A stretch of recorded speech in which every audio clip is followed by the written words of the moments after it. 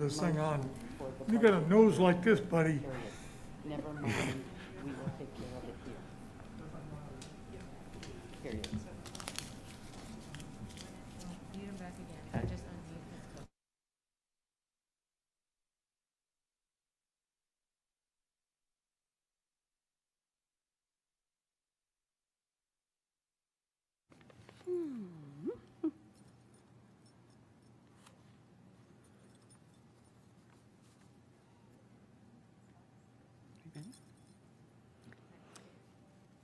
Welcome. It's 5 o'clock, and I now call the July 28th regular school board meeting to order. Before we do anything, let me call the roll and make sure we know who is present on the virtual dais. So, board members, please unmute your microphones. And this is Carol Cook, and I am present. Ms. Long? Here. Ms. Kane? Here. Dr. Carr? Here. Mr. Dudley? Here. Ms. Flowers? Here. Ms. Lentino is unable to be with us. Dr. Grego? Here. Dr. Corbett? Here. Mr. Herbeck? Here. Mr. Smith? Here. Mr. Kapersky? Here. And Ms. Simonetti? Here. Good, thank you. Although we're meeting virtually, we will keep our meeting procedures as consistent as possible. Before I proceed, I want to review our virtual meeting procedures for all that are listening. Although some of us are in separate locations, each school board member, as well as Dr. Grego and other district staff who will need to speak, will be able to comment as needed. As chairperson, I will continue to lead the meeting and we'll work through our way through the agenda as usual. Regarding public comment, we have posted our procedures for submitting public comment to our website, as well as published it in the newspaper. I'll share those procedures now for those who have not seen it. Anyone wishing to submit a comment for any of the speaking opportunities under our policy may do so in one of two ways. First, you can send a comment in writing to the following email address: publiccomment@pcsb.org, like Pinellas County Public Schools, Pinellas County School Board.org. Second, you may call 727-588-6122 and orally provide a comment which will be transcribed. All comments prior to the start of the meeting have been sent to all board members and the superintendent prior to the meeting. For all comments submitted after the start of the meeting, but prior to the consideration of the relevant portion of the agenda, district staff will strive to immediately send them to the board members and superintendent. All public comments timely received will be appended to the meeting minutes.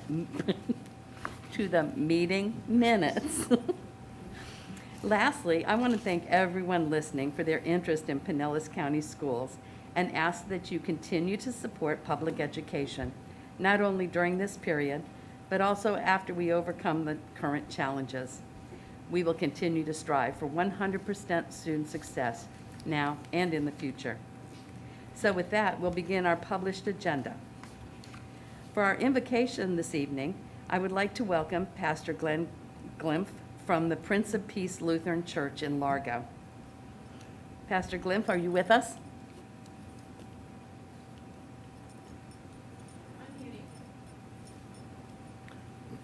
I am. Can you hear me? Yes, we can. Thank you. Let us pray. God of all grace, we thank you for Pinellas County, our home, for the friends and family you have given us to care for and to love, for all our many blessings. Merciful God, we stand at the edge of a school year trying to commence, a school year that truly is unlike any we have had to confront in our lifetimes. We find ourselves having to make decisions about our administrators, our teachers, our support staff, and our facilities, and surely our youth and our children that before last spring would have thought not possible. Some have likened these times to God's people facing a journey through the wilderness. We pray, God, that as in all things, you would grant wisdom and courage for a way where there may appear to be little or none. Bless teachers and leaders with creativity and patience as they prepare for instruction under such challenging circumstances. Inspire them now to be the inspiration that they have been and are for our young ones. Bless our school board as they must make decisions that affect so many in these difficult days. Grant that they will do so, as always, with great study, perseverance, and dedication to what is best for all. And bless our families amid all their questions and parents forced to contemplate what is most beneficial for their children in these stressful days. Give them peace in their decision-making, we pray, and in their lives each day. Hear our prayers, O God, for you are indeed our rock and our Redeemer. Amen. Amen. And thank you, Pastor Glenn.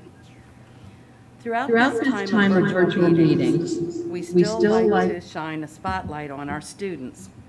This evening, we will recite the Pledge of Allegiance along with a recent graduate from St. Petersburg High School, Catherine Nelson.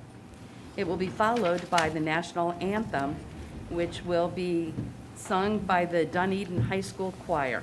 Would you all please stand?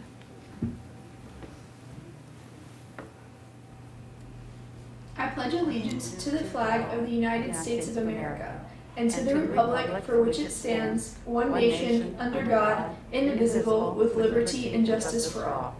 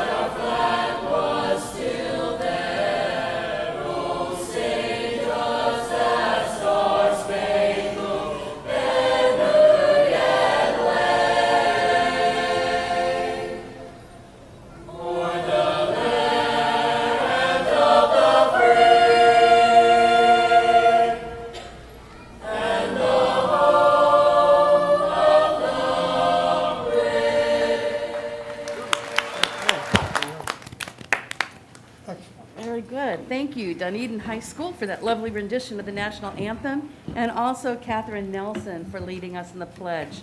We appreciate it. We also have a brief video this evening to share. And although we ended last year's school year much differently than expected, it was just a small part of a very successful year for our students.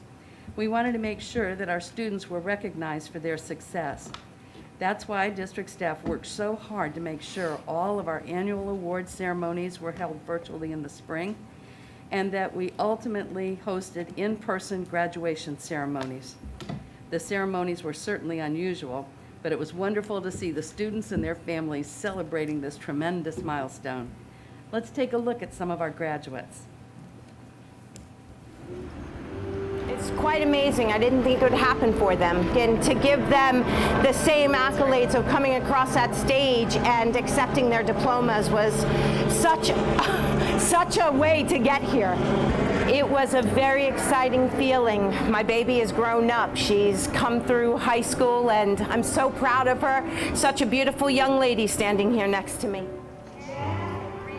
I appreciate the finality, the ending it off in some way, even if it's not the way we expected. But I do appreciate the fact that we were able to do this in the first place. It's a special celebration of our firstborn graduating from high school and moving on to college.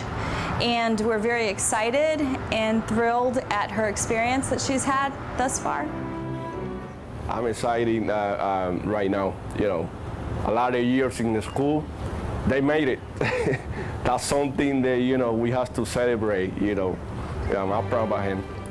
It's great to be able to share it with my family. I really didn't think I was going to be able to have a graduation, so it's nice to be able to have one in spite of everything that's been going on. It means a lot to graduate, to finally be done with high school, and now to start my future. I'm still grateful for, like, y'all still putting it all together that have us still be able to walk and be seen and be graduates. I feel like I finally accomplished high school and my journey is now done and I'm moving on to adulthood and adult responsibilities. And just to have my parents here and my family here for support, watching me do such an amazing thing, walking across the stage is just amazing. I wasn't sure if I was even going to have a celebration to see on the website that we were going to have one. Maybe, you know, very excited. So I was happy I was going to be able to come out here and see my friends and take pictures with my family. It was real special that they all came out to support me, you know, because they were all helping me with everything. So I just feel like it's good that they all came to support me. It feels good. I'm happy I'm finally getting my diploma.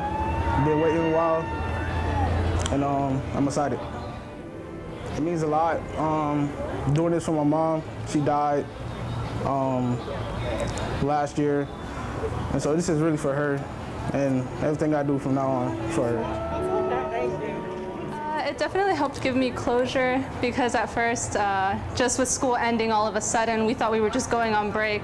It just allowed us to say goodbye to some of our teachers, see some of our friends graduate, even if it's from a distance. Well, I'm the second graduate from my whole family to ever graduate high school, so it just means a lot overall. Extremely proud of all of his accomplishments, his great grades, and all that he's done through his high school career. We're ready to see him go on to that next step, and I know he'll do great things. I'm actually really excited that they were able to do something for the students with all of this stuff going on. All the hard work that he put in to actually be recognized, I'm really glad that he was able to do that. They did a great job in setting everything up today, so I'm really excited about it and really happy. Thank you. It means so much. I worked really hard these past 4 years. And this ceremony, while it may not be what I imagined, it shows that I did it, and I get to share it with my family, get to share it with my family on the internet, and that just means the most to me. I'm really happy. Knowing that everyone's at home cheering me on, my family here cheering me on, that's the best feeling in the world.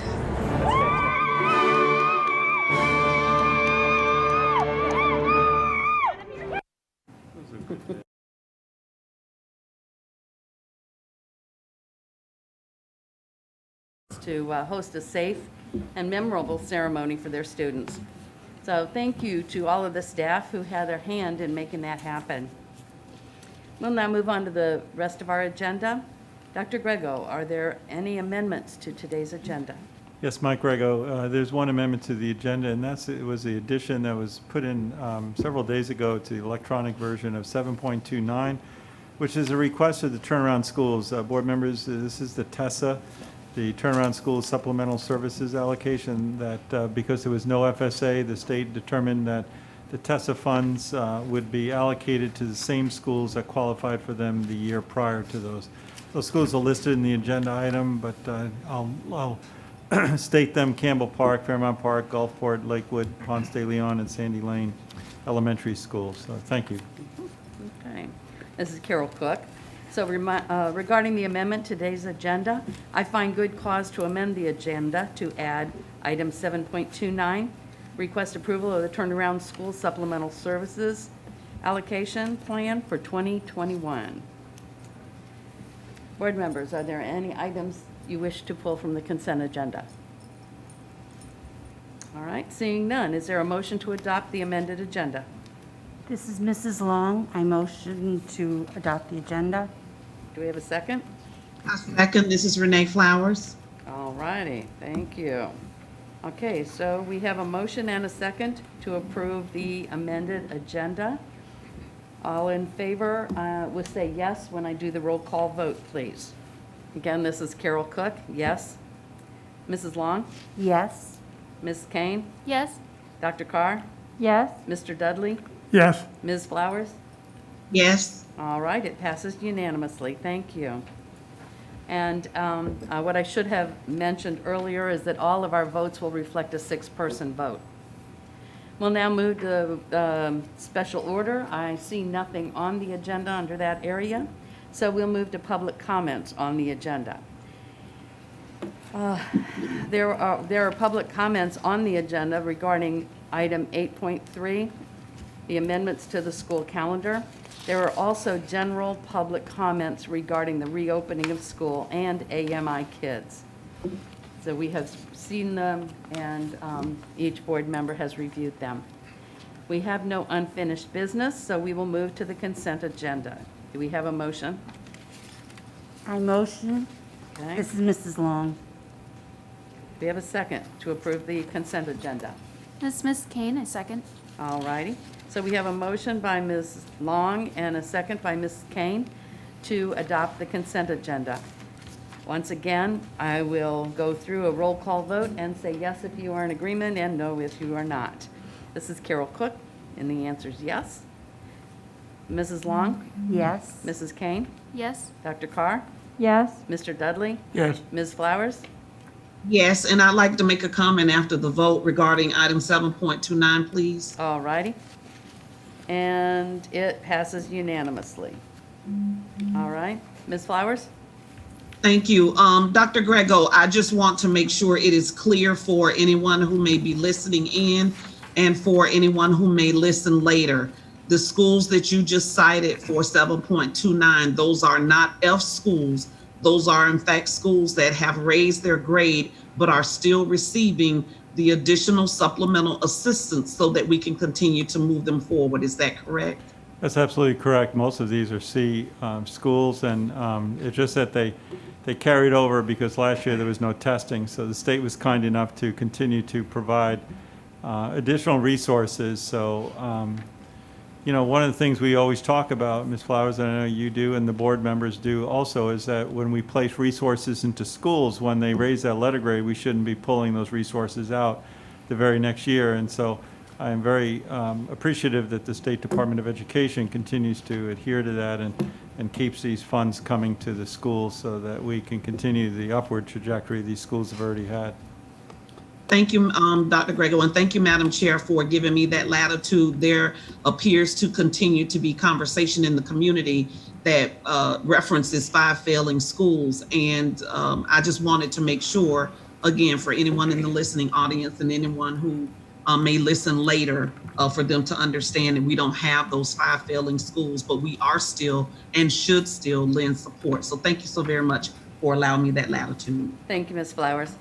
And this is Carol Cook, and I think we would be okay for us to say it again when we come to item 7.29. So just to remind people as they come on board. All right, we are on the non-consent agenda item 8.1.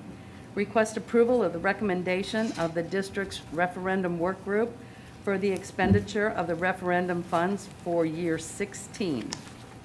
Dr. Grego? Yes, thank you, Madam Chair. Mike Grego, Superintendent of Schools, and thank you to the board and their support. I also want to say thank you to the staff, because what Mr. Hendrick will be, I'm asking him to present this, is to really take a look at the recommendations for the expenditure of these funds. As you know, these funds have a tremendous oversight committee that takes a look at every dollar spent to ensure that the taxpayers' millage is spent in the way that we promised and they adhere to and really commit to. So, Mr. Hendrick? Thank you, Dr. Grego. Kevin Hendrick, Associate Superintendent for Teaching and Learning. And board members, item 8.1, since 2004, Pinellas County voters have supported a referendum to support Pinellas County schools. The ad valorem millage funds are used to recruit and retain quality teachers and support curriculum programs in the arts, technology, and reading. 80% of the proceeds each year are allocated to teacher salaries, with 20% going directly to support curriculum programs. In accordance with School Board Policy 2140, the district annually creates a budget for this 20% of funds by engaging teachers, school leaders, and members of the public to determine how the dollars can best support student enrichment and achievement. Tonight, we present these budget items for your approval. A few highlights for how these funds will be spent. In the visual arts, increased expenditures for art classroom supplies for students and replacement of digital art labs at 38 schools. In the performing arts, additional instruments and equipment at nearly every single school to reduce or eliminate any sharing of equipment. In technology, software to support digital instruction for PCS Connects, including support for the new Canvas Learning Management System and Nearpod for all teachers. In reading, support for reading partnerships with the Poynter Institute and the University of Florida to assist teachers in earning the reading endorsement, as well as new reading curriculum to support students with significant reading deficiencies in secondary schools. Upon approval of these budgets, the Independent Citizens Referendum Oversight Committee, or ICROC, will meet quarterly to ensure that all funds are being directly allocated and spent to support the items in the budget and according to the will of Pinellas County voters. ICROC has one representative from each of the following 7 community organizations: COQUEBS, the Pinellas Education Foundation, the League of Women Voters, the Pinellas County Council of PTAs, the Pinellas Realtor Organization, the Pinellas County School Advisory Councils, and the Economic Development Council. We want to thank the teachers and community members and district staff that helped develop the budgets and look forward to your approval. Good, thank you. Do we have a motion? I motion to accept. Okay. This is Renee Flowers. I'll second, please. Okay. All right, is there any discussion? Well, this is Carol Cook, and I think this is a good time to point out how important this referendum has been to us and how much I appreciate the work that's going into the thoughtful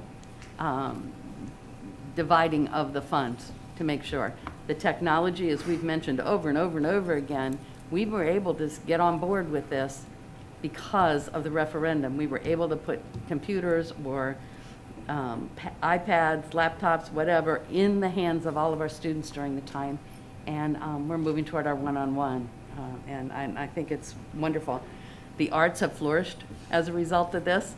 And, you know, this has been a wonderful 16 years of enhancement. Not, so, you know, we have not taken away and supplanted these funds. This is on top of what they've been getting. So I appreciate all the work that everybody's gone into, as well as the committee, the Independent Referendum Oversight Committee, that makes sure that we are spending it appropriately and reporting back to the board. So I want to thank everybody that's involved with this, including the voters in Pinellas County, for having passed this so many times for us. We have a motion that was made by Ms. Long and seconded by Ms. Flowers to approve the recommendations of the district's referendum work group for the expenditure of referendum funds for year 16. All in favor will say aye as I do the roll call vote, and if not, you will say no. Okay? Mrs. Long? Yes. Mrs. Aye. Mrs. Kane? Yes. Dr. Carr? Yes. Mr. Dudley? Yes. Ms. Flowers? Yes. And Mrs. Cook says yes. So it passes unanimously. Thank you all. Now we move to 8.2, approval of the 2020-2021 Mental Health and Wellness Plan. Do we have a motion? I make a motion for approval of the Mental Health Wellness Plan. Okay, Ms. Flowers? Do we have a second? I second. Mrs. Long? Okay, Mrs. Long seconded. All righty. Dr. Grego? Yes, Madam Chair and school board members, I want to first say and compliment our district in terms of the status of the mental health program that we have under the direction of Donna Sicilian. Even before it was Senate Bill 7030, which required a mental health plan, we had one. As the district was used, our mental health procedures and processes were used as a model throughout the state. But however, the funding that came with the Marjorie Stoneman Douglas Act tremendously helped catapult our plan even to higher levels. At the same time, we also are known for our wellness programs throughout our district. Pinellas County every year wins awards on our wellness program processes that we have within our Human Resources Department also. So with that, Lori Matway and Donna Sicilian are here. I'm going to turn it over to them to explain as we submit a board-approved wellness plan to the Department of Education for the 2021 school year. And thank you, Dr. Grego. Madam Chair, board members, Dr. Grego and staff, on July 14th, we presented the Mental Health and Wellness Plan to you during a board workshop. Tonight, you will hopefully approve that plan.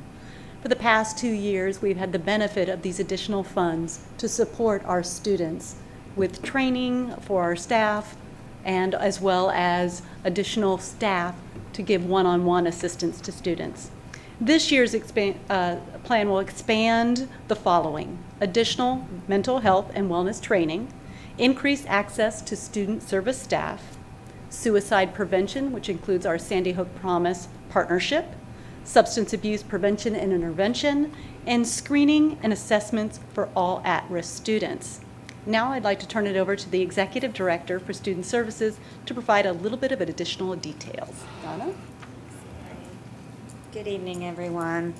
I want to start by thanking this board, Dr. Grego, executive leadership, and really the entire community for the support that you've given student services and our community partners as we have kind of moved through and learned about the best way to support our students in their mental health and wellness.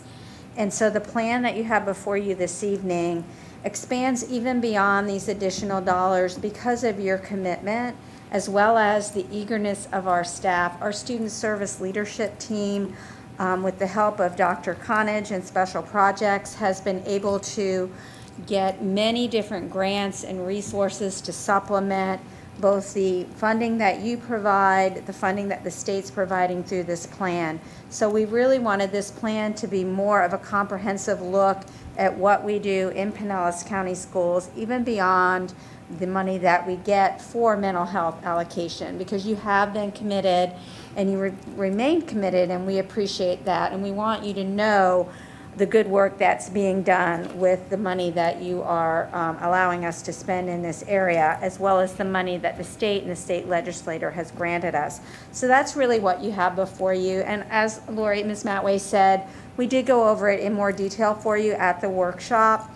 I just want to emphasize again that we are prepared as we move through this 2021 school year for whatever that looks like. For the students that we know are returning to us in brick and mortar, we are prepared. We are prepared for our students that may be home, at least for a while. And we actually worked with Seminole County Schools and developed a joint guideline for the entire state that was distributed through FADS of what districts should look for in response to COVID-19 and the mental health needs of students. So we actually took the document that we helped write, we went through it, and we have developed action steps that coincide with that. So just to reassure you, as well as thank you, that we are continually triaging, looking at, we've developed wonderful partnerships in our community with agencies, providers, the Department of Health, the Department of Children and Families. So we continue to work with those, and I don't want to overuse the "we're in this together" statement, but we really are. And so I just want to, again, thank you and reassure you that what you have in front of you is really a top-notch plan that is community-based, and I think will meet the ever-changing, whatever this year brings us, needs of our students. So thank you. Very good. Thank you. Questions? That's Carol Cook. We have a motion made by Ms. Flowers and seconded by Ms. Long to approve the 2020-2021 Mental Health and Wellness Plan. So as I do a roll call, all in favor say yes. Ms. Long? Yes. Ms. Kane? Yes. Dr. Carr? Yes. Mr. Dudley? Yes. Ms. Flowers? Yes, I raised my hand too, Carol. Oh, I'm sorry. Do you have a That's comment okay. before we Yeah. finish the vote? Yes, I did. Okay. But first of all, I just want to say thank you, because I think we will have a number of students who may be having difficulty just kind of maneuvering their way through the new way that we're having to do business, whether it's education or their home life and family. So I think this is just the perfect opportune time for what we're doing here. So thank you to Lori Matway and to Donna Cecilia and all of your staff, your team members. I just have one question, Donna. You probably have already covered this. I know we use our little reporting system for persons if, they see bullying going on, or if they, hear something that could have been unsafe on our campus. Can they, when I say they, I mean students, can they also use that system if they themselves may be in a situation at home where, they probably really can't talk over the phone, but they can text in that they need help, because we probably have some students who are in some unattainable situations at home, and because, you know, they may choose virtual school, or because of what's going on with COVID-19, tempers are flaring more than normal, you know, we just want them to have a way to be able to reach for help. So could they use that same system for that? Yes, they can, and they have been. And in addition, we will be doing training. It will be virtual with students, not the assemblies we've done in previous years, but training them on how to utilize that Sandy Hook Promise system. But it is available for them, and they are using it, and we are responding even throughout the summer. We did throughout the entire time that we were on virtual learning in the spring. I thought you probably were, but I just wanted to mention it. Thank you again for all you guys are doing. You're doing a great job. Good. Thank you. Dr. Carr? And I wanted to thank you as well. I know so many folks worked during that time and continue to work over the summer, continuing with home visits and checking in with our students to provide ongoing support in any areas they need. And I also want to acknowledge the improvement when we look at the plan on page 3 in the ratios, that we're starting to move a little closer to the national recommendations of 250 to 1 for our school counselors, and closer to the recommendation with our social workers. Still have a little ways to go with our school psychologists, but definitely moving in the right direction. So thank you to your whole team, and to Grants with Dr. Connage and her team, who have allowed us to expand the services delivered to our students, because we know, and it's become particularly apparent during times like this, that our schools offer so much more than just the curriculum and instruction. So thank you to you and your team. Thank you. Good. Thank you. Is there any other comments or questions? All right, so we're going to do this vote over again. So do we do it in the right order? We have a motion that was made by Ms. Flowers and a second by Mrs. Long to approve the 2020-2021 Mental Health and Wellness Plan. Ms. Long? Yes. Ms. Kane? Yes. Dr. Carr? Yes. Mr. Dudley? Yes. Ms. Flowers? Yes, I had raised my hand. I tried to do it the right way. Well, we're going to do, you mean for the conversation?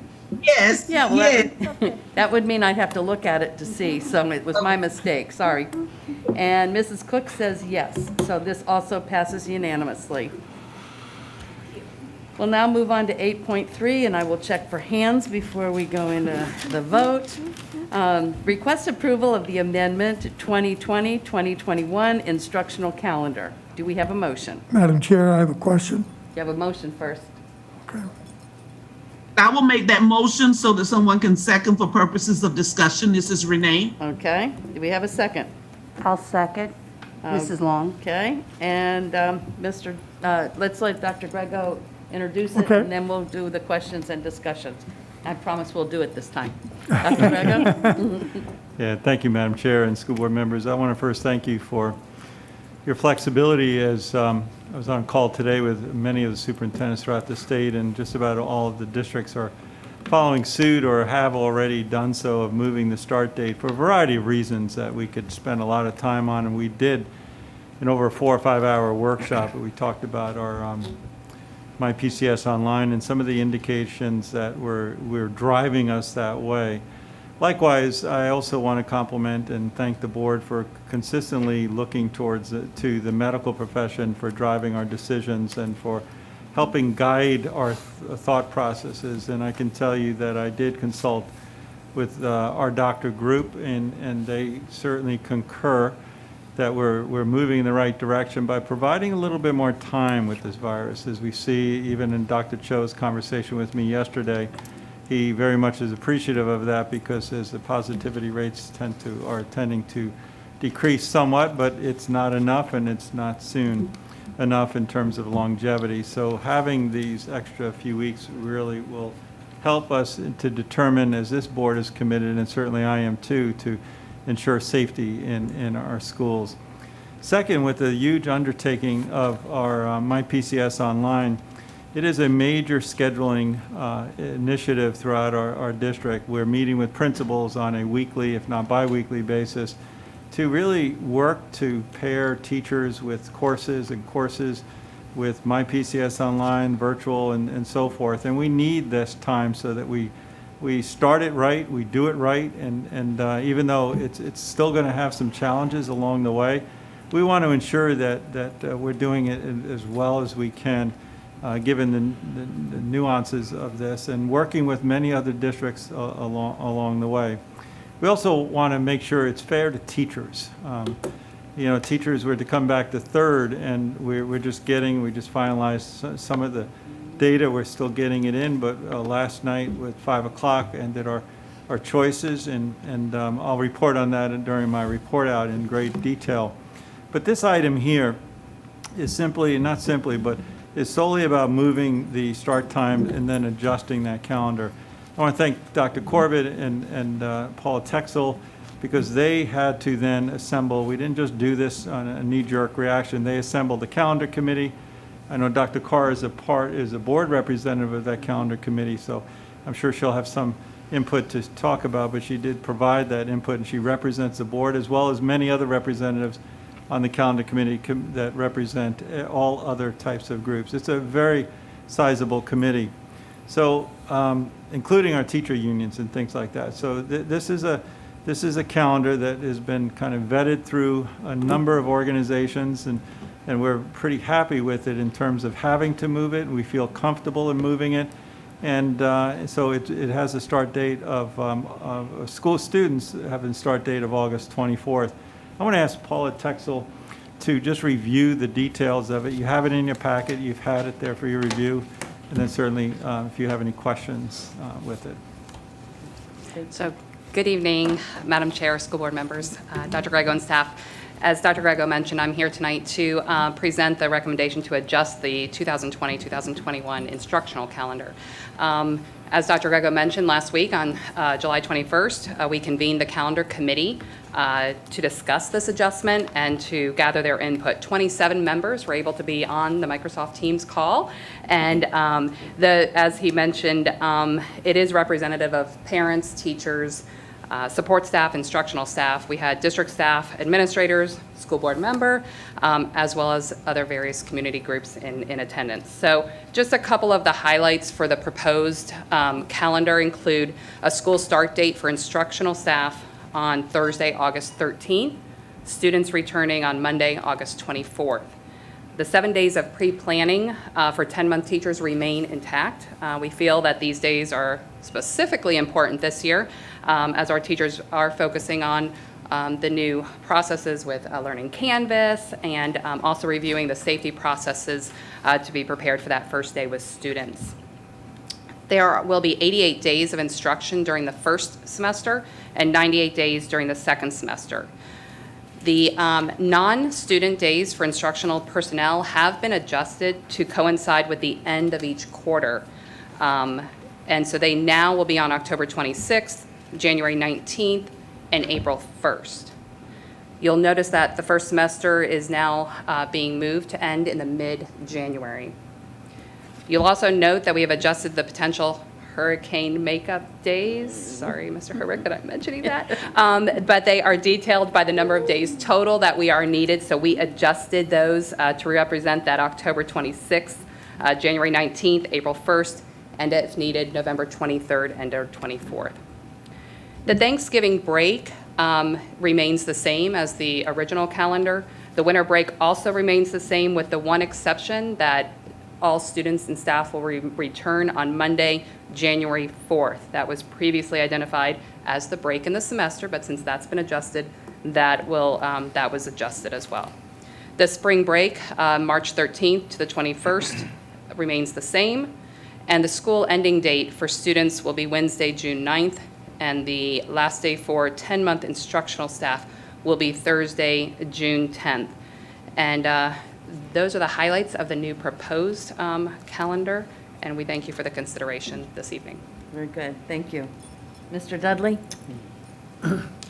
Thank you, Madam Chair. I want to bring this up for clarification because I'm still getting questions. You know, originally, the starting date, that was, everybody knew that was what it was going to be when we left, and then all this other stuff. What is the genesis of the decision to change the dates? And I think it's important. I think I understand, but, you know, there are people listening. We have over 7,000 teachers that probably don't know, and I think a good explanation would be appropriate. Okay, yes. So really, this does revolve around the additional time that is needed to make sure that the plans we are putting in place to welcome students back on when we do come back, be it either face-to-face or online virtual, is done. We, as you know, we have had, as was mentioned earlier, we have our student selections came in yesterday, as well as our request from our teachers of their request for alternative assignments. And so in order to make sure that we have that additional time to make sure everything is in place, that was a very important thing that we were considering. Now, when you say we, you're talking about who? What is the stakeholder group, or who was it that you're saying we, and these people need to know who we is. Well, the district, but also the teachers who needed the time to make sure that we had the available time to give them the answers and allow them the input on what their selections and Okay, so you're talking about the union had input? The stakeholder group that met, and this is what we talked about when we brought the calendar committee together, all of the groups were represented. Okay, so the calendar committee was involved in this as well? Absolutely. Okay, as well as the administrative group and the PC, okay. Just about every group was involved. As I mentioned earlier, all of the unions were involved, especially the teachers union, because it impacts them. But if you look at the original calendar for that the teachers came back the 3rd, we have to, as a group, as not only administrators but teachers, schedule just about 100,000 students. And one of the things that we agree with all is that we feel like it's very unfair for teachers to come back the 3rd not knowing what their assignments might be. So the curveball that was thrown to everybody in the state, that's why almost all districts, not all, but most larger urban districts are moving the start time later, is to provide that opportunity. Not only the safety, which is the biggest reason, as I explained earlier, is that we want to see these numbers and we want to see the safety of our school buildings improve. One of the things I mentioned to each of you is that on June 15th, we certainly had a feel that it was okay to open bars. It was, the positivity rates were pretty low. July 15th, 4 weeks later, we had a very different picture, didn't we? Positivity rates were, in Pinellas County, were well over 12%. And all of a sudden, everyone started to sing a different tune. What we don't know is what August 15th will bring. And that's what we're saying by extending that. By giving that time and that element to be able to organize a school district, schedule 100,000 students, allow teachers an opportunity to appropriately plan. This was vetted with the teacher unions, with the administrators, with district staff, with just about everyone, along with many other counties throughout the state of Florida. Most school districts, even throughout the United States, as we're also a Council of Great City Schools, as we're on their calls too, most districts I can't say all because I'm not going to, but I don't know that for a fact, but the 77 school districts that are members of the Council of Great City Schools, the vast majority of them have delayed the opening of school for the same reasons. All right, well, I can't talk with that thing on. My coach's voice gets affected. Well, I thank you for the explanation, and I think that certainly clears up a lot.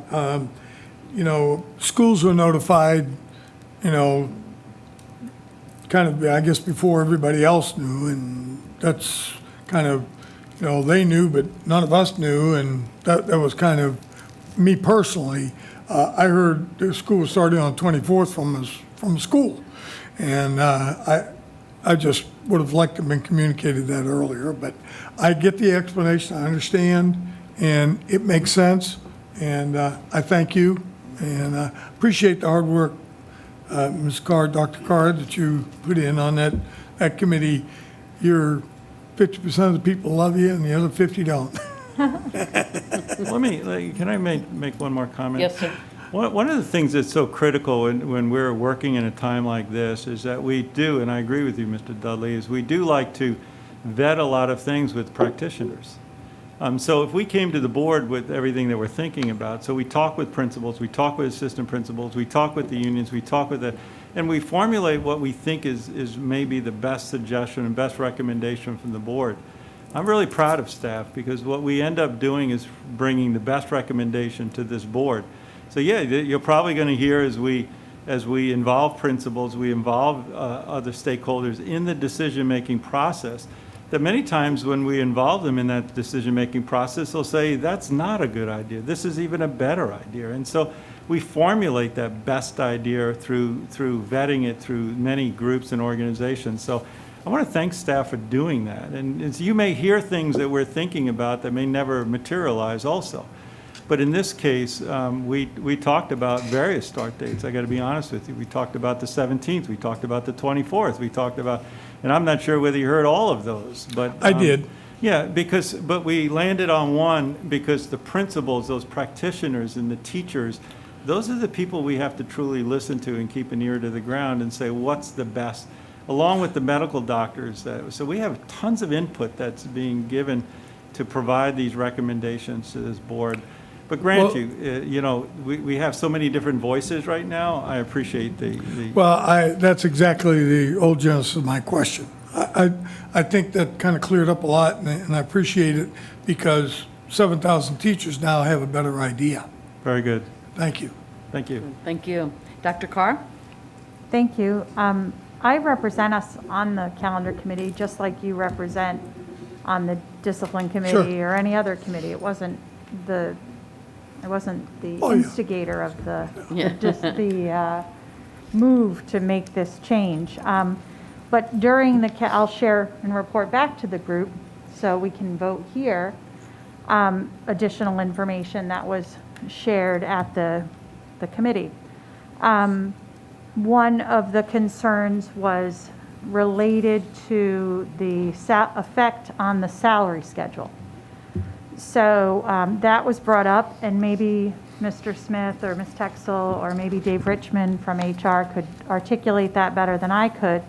And then the other, what was also brought forward in terms of rationale, Mr. Dudley, in addition to the need to be able to now look at the numbers, because we just had families make a decision, and then also look at the numbers of what teachers want to do.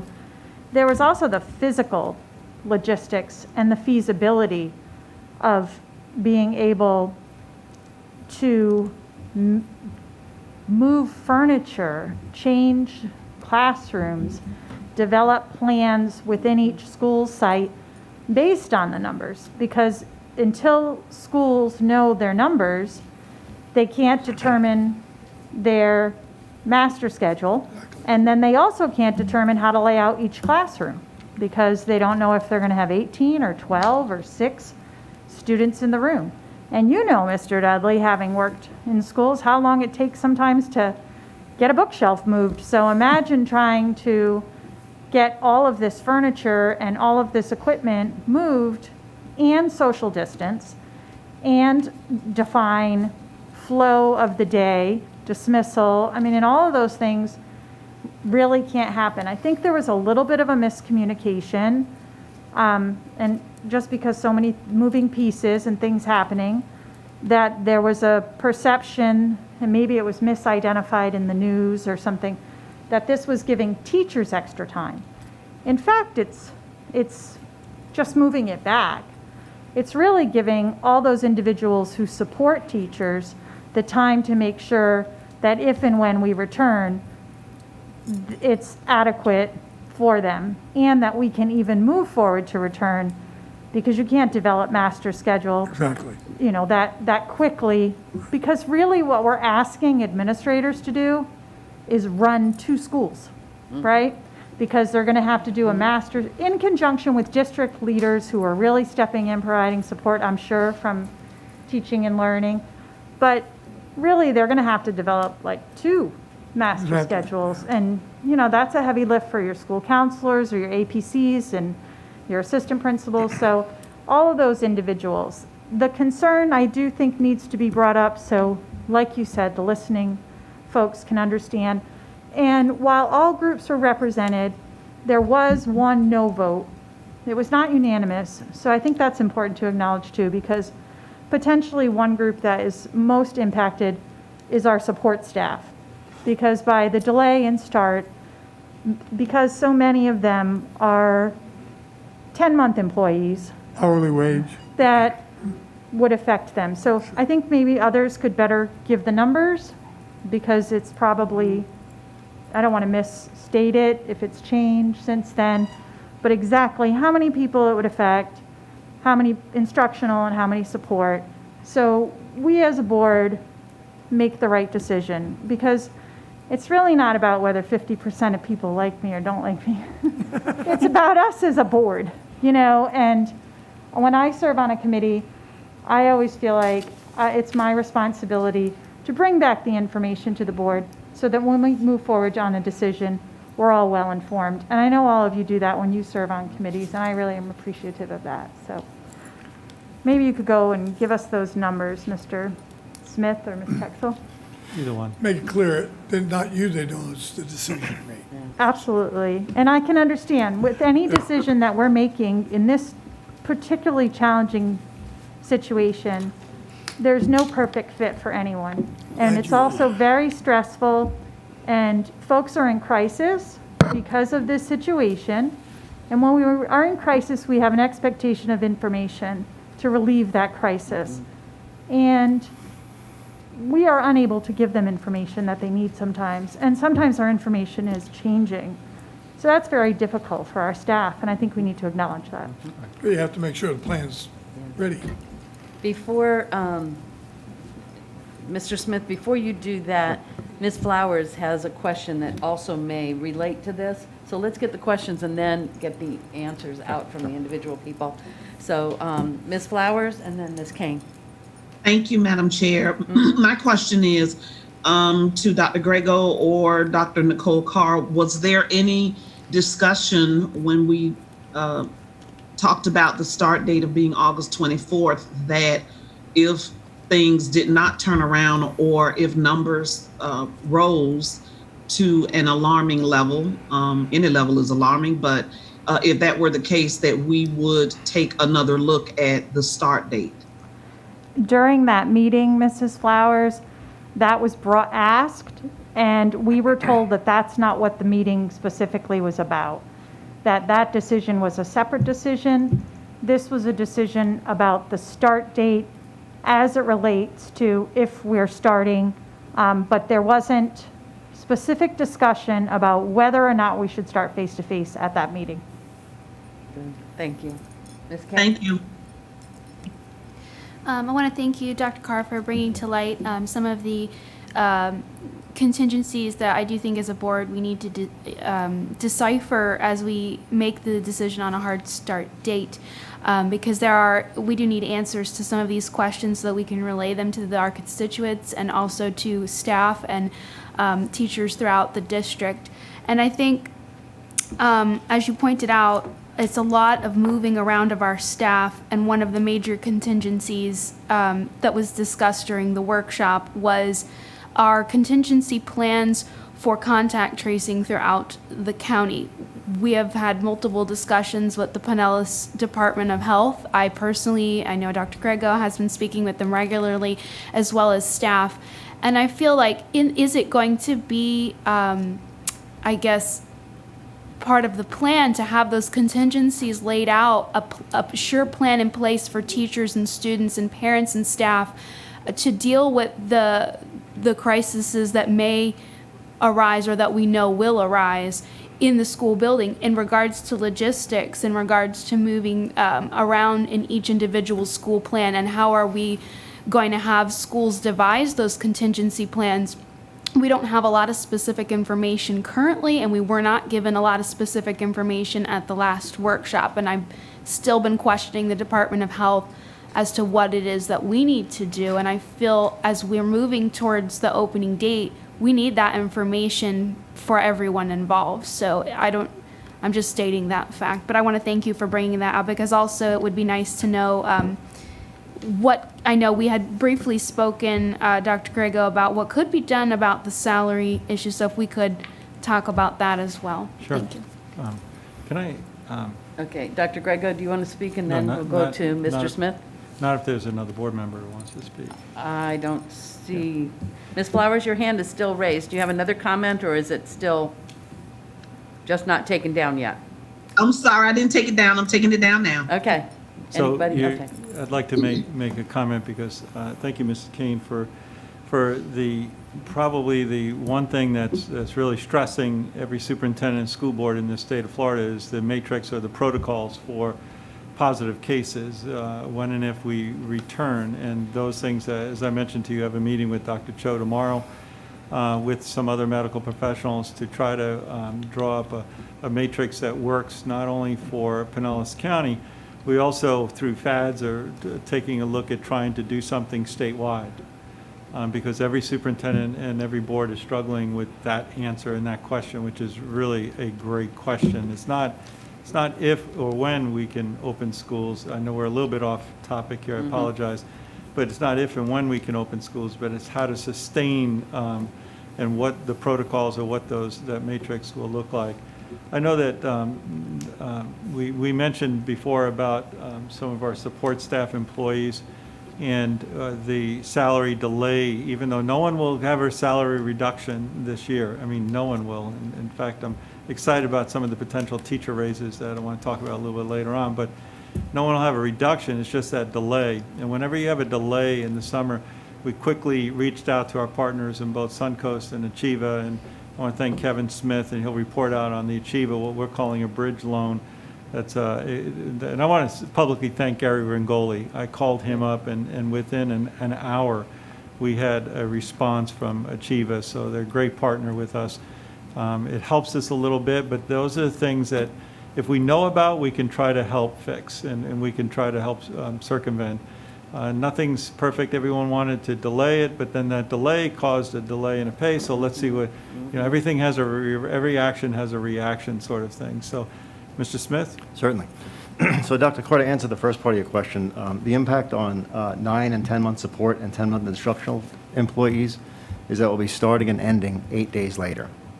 The impact on 10.5-month assistant principals is that we'll be starting and ending 5 days later. So that means that 8 and 5 days will move to the end of the school year. So what would normally have been paid in August is now going to be paid at the end of the school year. So to Dr. Grego's point, it creates a gap in pay. So the first thing we did is we wanted to make sure that when they do get their first paycheck, that when the payroll deductions kick in, that's not on a partial paycheck. So we moved the payroll deductions for instructional staff to 9/11, which is their first full 10-day pay. The other support staff, their first deduction will be on a 10-day pay, so they'll be okay. As Dr. Grego mentioned, we worked with our partners at Achieva Credit Union, Gary Rangoli, and also I want to publicly thank Sarah DePaul, who's the Senior Vice President of Consumer Lending, who worked on this with me last week to try and provide a bridge loan program for employees, for those folks that might need some assistance to help them through that period of time that they would normally have received the paycheck. They came back with a very generous offer to us. They are offering a short-term loan to our employees at a 3.25% interest rate for a period of 11 months. So it'll be an 11-month payback through payroll deduction. Each and every one of our employees that applies for it, without regard to whether they are a member of Achieva or not, will be qualified for it based upon the fact that we're going to do payroll deductions. There'll be no credit qualification for those folks. The only people who would not qualify for it are those folks that are in active bankruptcy. So the majority of our individuals will qualify for this if they choose to use it. It'll be a short-term loan. The cost is very low at 3.25%, and they have 11 months to pay it back over the course of the school year. So that should help defray any financial impact on them for that roughly 2-week delay. And I think I answered all your questions. Yes. Dr. Carr? So can I clarify that, Mr. Smith? So it's 8 days for 10-month employees and 5 days for... Let me reiterate. Sorry, can you restate that? Let me repeat what I said. So it's for 9 and 10-month support and 10-month instructional, it's an 8-day pay period. Okay. For 10.5-month assistant principals, it's a 5-day pay period. Okay, so is there any variation, like if I had annualized my salary, would the number of days be reduced? No, It's everyone. It's all of our instructional. correct. And to Dr. Grego's point, we are paying the full contract. The only issue is we're delaying the payment of the contract to later on in the year, so nobody's losing any pay. The full contract will be paid out in this fiscal year. So Okay. nobody's losing any work days or pay days. So I think then maybe I didn't, during calendar committee, there was some mention of if individuals were on the annualized payroll calendar, so they divvied up their salary over the course of 12 months, they would not be affected in the same way. But what I'm hearing you say now is all of our staff that are 10-month employees will have an 8-day delay in their pay? Mr. Smith? Let me tell you what I said at the calendar committee, clear it up. For 81% of our teachers, they elect to go on a 12-month pay period instead of a 10-month pay period. For them, the last paycheck for the 1920 school year will occur on August 14th. Their next paycheck, which will be the first one for the 2021 school year, will occur on August 28th, and it will be I think it's an 8-day paycheck. I'm sorry, it's a 7-day paycheck without deductions. So we were trying to just point out that it's not like you're going to go a month without pay for that group of 81% of our teachers. And what number is that? How many teachers? Mr. Richmond, I think you're on a Zoom call. Perhaps you have that number at your fingertips? The numbers of... Yes. Yeah. Yes, thank you, Kevin. This is Dave Richmond, the payroll manager. We have approximately 5,600 of our instructional staff that are enrolled in the 12-month option plan from last school year, out of approximately 77,000. And then for support, Mr. Richmond? Out of support, there's only 500 employees that enrolled last school year. And in total, I'm not too sure the actual number, but probably 2,000 to 3,000 support employees. So not as high of a percentage. And that's where we foresee this bridge loan through Achieva could assist our support employees. Mr. Dudley. Yes, real quick, I just want to make a comment. When all this came out about the pay with people and I know we all got the emails, and so I'm sure it's the same one. Well, I know somebody in Pasco County that's getting, they're getting paid. Well, come to find out, I called Dr. Corbett and find out that everybody in Pasco County is on 12-month, so they are going to get paid. And we're one of the few around that actually give the option, and so that makes a difference. And if you can budget your money and do 10 months sounds good. If you can't, then 12 months sounds like a good deal. So I just want to make sure that people, because I started answering those and it was just, so it's basically the reason other counties' teachers are getting paid is because they're on a 12-month. Okay. Any other questions? Mrs. Long? There's going to be no interruption in insurance. Is that correct? That's correct. So That's they're correct. fully That's covered for the, okay. Just want to make sure. You're just moving the All right. start time to the 24th. Good, And the good. pay scale, as Dave mentioned. I appreciate Mr. Rigoli stepping up, as well as... Sarah give me the name of DePaul. Sarah DePaul. Sarah DePaul, both of them for stepping up and helping to Absolutely. create a selection. Now, that's not something anybody has to do. Nope. It's available should they need it or want to. Correct. And I really appreciate that. Dr. Grego? Yeah, Mike Grego, let me also say that, just to be fair, that Suncoast also is at the table. They just weren't as able to turn it Finalize around it. as quickly. They are trying to do the same thing for several counties that they operate in. And if they do it for us, which they absolutely want to, they want to be able to do it for every other school district. So we're not the only ones Wonderful. asking, we're not the only ones developing this plan, but I think we were first out the gate, and Achieva certainly turned it over fast. So we gave them Achieva's plan, so as a good model. So we'll go from there. Good So little- I want to thank Suncoast Credit Union Right. also for Okay, just good. having me here. So This is Carol Cook. Information will be going out to all of our employees as to what the options are and where they can get Correct. that, I'm assuming, through an Correct. email? Yes, once the Okay. board Yes. votes on. All righty. to approve So, this. okay. So, Can I- yes, Carol, yes, ma'am. I'm sorry, this is Renee Flowers. Or, so it would be a loan. Are they just providing the loan to individuals as long as they're an employee? Or are they doing credit checks or anything of that nature before determining the amount of the loan? As I mentioned, Mrs. Flowers, a moment ago, they're giving the loan based upon the fact that they're active employees and that we're gonna pay the loan by payroll deduction. So Okay, I'm sorry, I do apologize. That's if okay, I'm- it's quite all right. Yeah, non-qualifying. Okay. So, back to the motion of starting on, well, accepting the new calendar. Are there any other comments, questions? Okay, so we have a motion made by Mrs. Flowers and seconded by Ms. Long to approve the 2021 instructional calendar as presented. I'm going to do a roll call vote. Mrs. Long? Yes. Mrs. Kane? Yes. Dr. Carr? Yes. Mr. Dudley? Yes. Ms. Flowers? Yes. And Carol Cook says yes. It passes unanimously. Thank you very much. Ms. Cook, Yes, Madam ma'am? Chair, Madam Chair. Mhm. This is Renee Flowers. So Dr. Grego, I just want to ask this question again. If things should change, then we will go back and dynamically look at the start date and then roll everything accordingly. If things do not get better or are worse, that would probably further hinder us from opening safely. Yeah. Or with precautions that we have in place.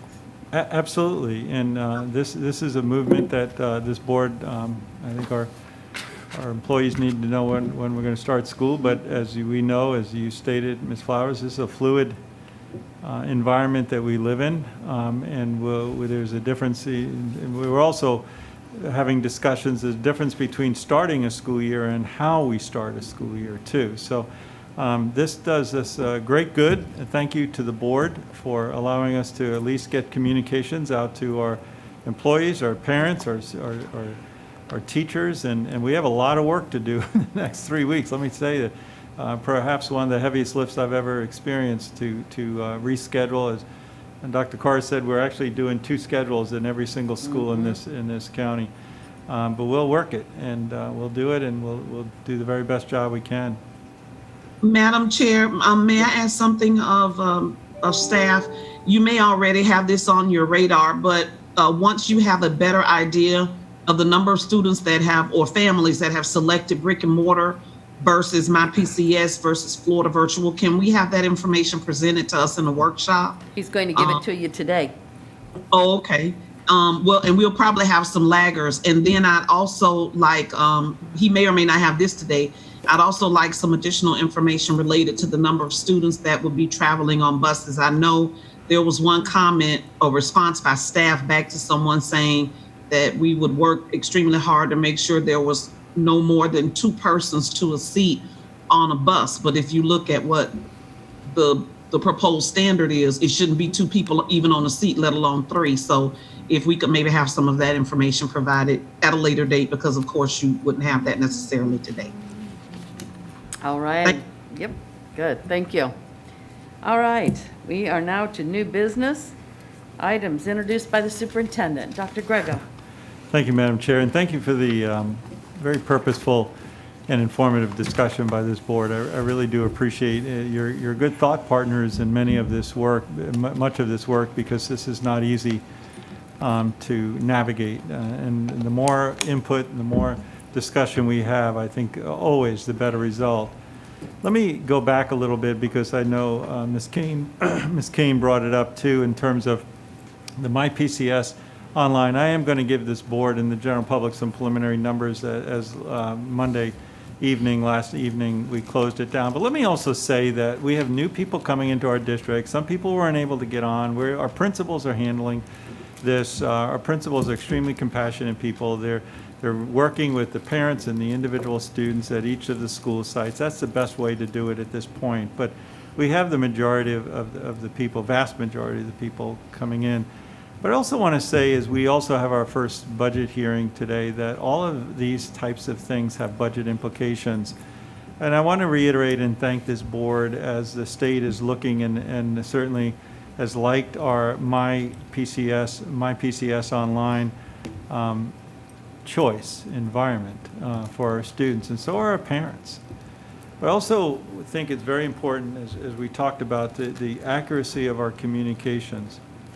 Without the innovative operative plan that the Department of Education provided each district, the only two ways right now approved by in statute that school districts will be paid for educating or instructing students is seat time in a brick and mortar school and a virtual setting that we know as Pinellas Virtual School. As I say to you, those are the only two choices. There are no others.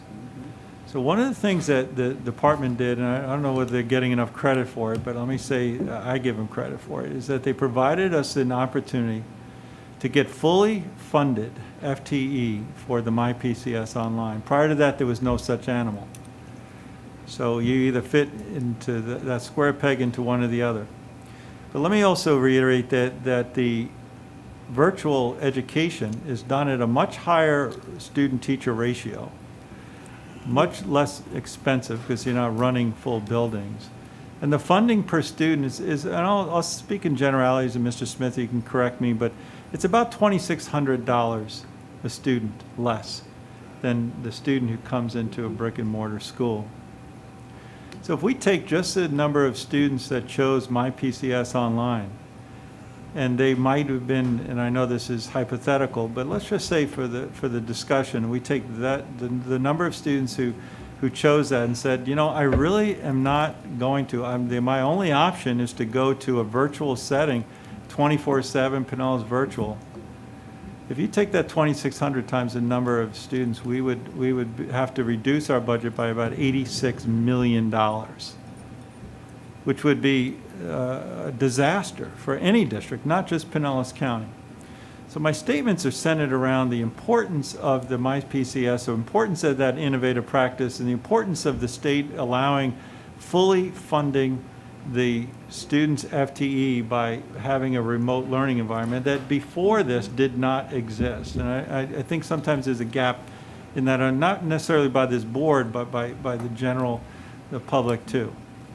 It would devastate our district. We would have to, and one of the things it really did, and we say this even on superintendents, that innovative opportunity, the approach, saved jobs. It saved thousands and thousands of jobs. It saves well over 1,000 jobs just in this district, if you think about the resources.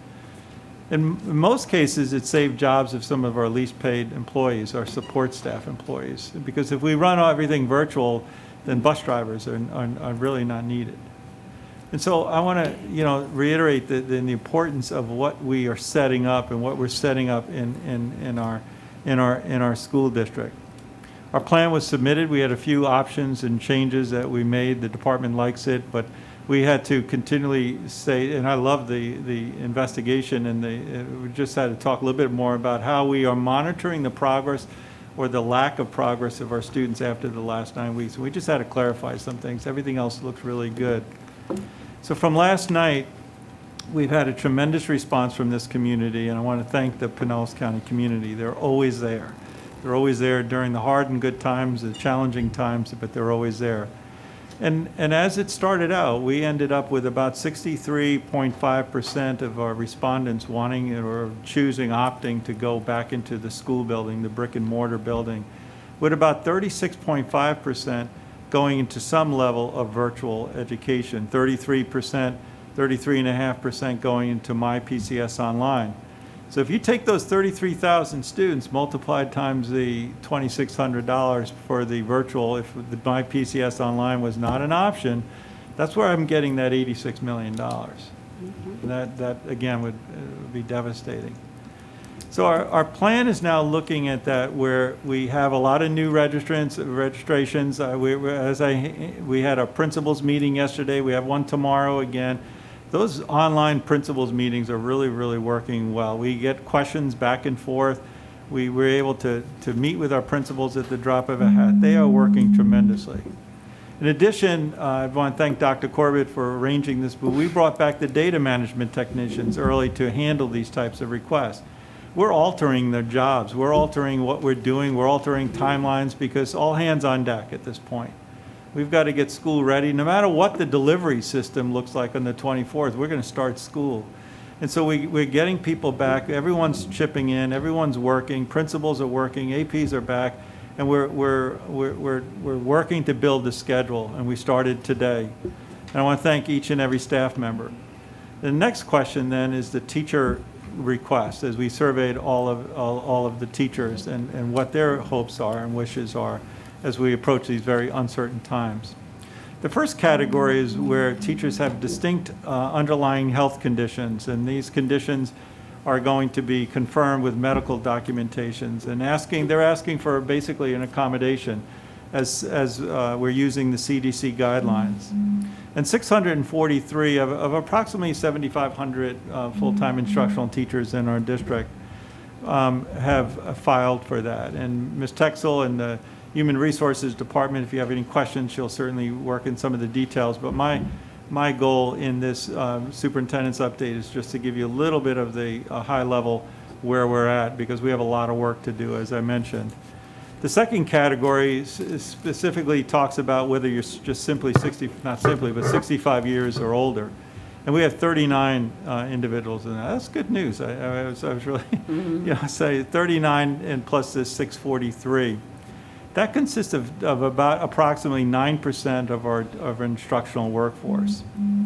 Our next category was that they don't have any underlying health conditions. They're healthy. They feel well, but they live with someone who has underlying health conditions. And that total from the teachers and instructional programs came back as 345 teachers, not students.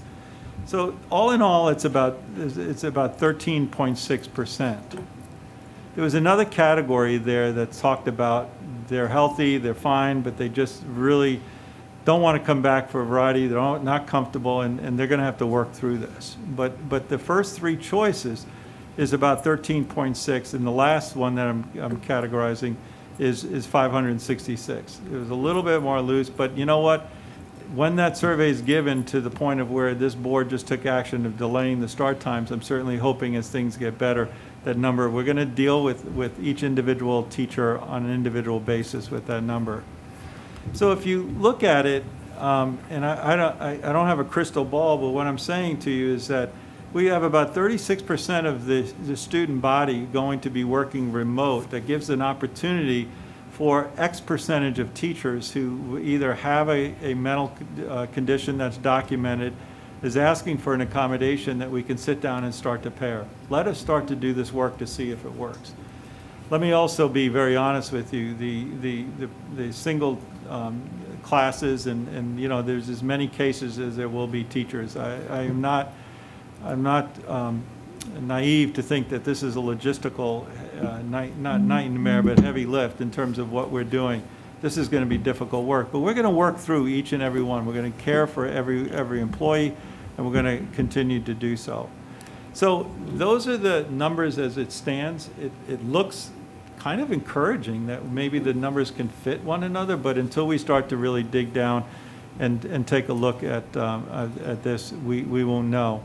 But let me state this also, that our primary goal is to have the school setting as safe as possible. What the 33 or 34,000 students will do is completely and really very greatly, significantly reduce the classroom space, the number of students in our brick and mortar schools, as we strive to get that 6-foot distance, social distancing, face mask, and so forth. That's how we can do it. And so we have about a third of our students, and I can't tell you, I don't have the breakdown about elementary, middle, and high school, but I'm going to suggest that it's going to be somewhat representative in each, and we'll certainly get you those details. But the principals are going to be starting to work on this as tomorrow morning and in the scheduling of this. I know Dr. Corbett and staff met with them and the executive directors today to kind of start to build that process that we've never done before, but build a process that I could assure you is going to really pave the way for trying to do this. But our goal is to create that safe environment by the reduction of individuals in the school setting. I'm going to dovetail into some other comments, so I'm going to just leave that there. That's about what I know at this point. I do want to thank the Teaching and Learning Division about the Canvas training that's taking place.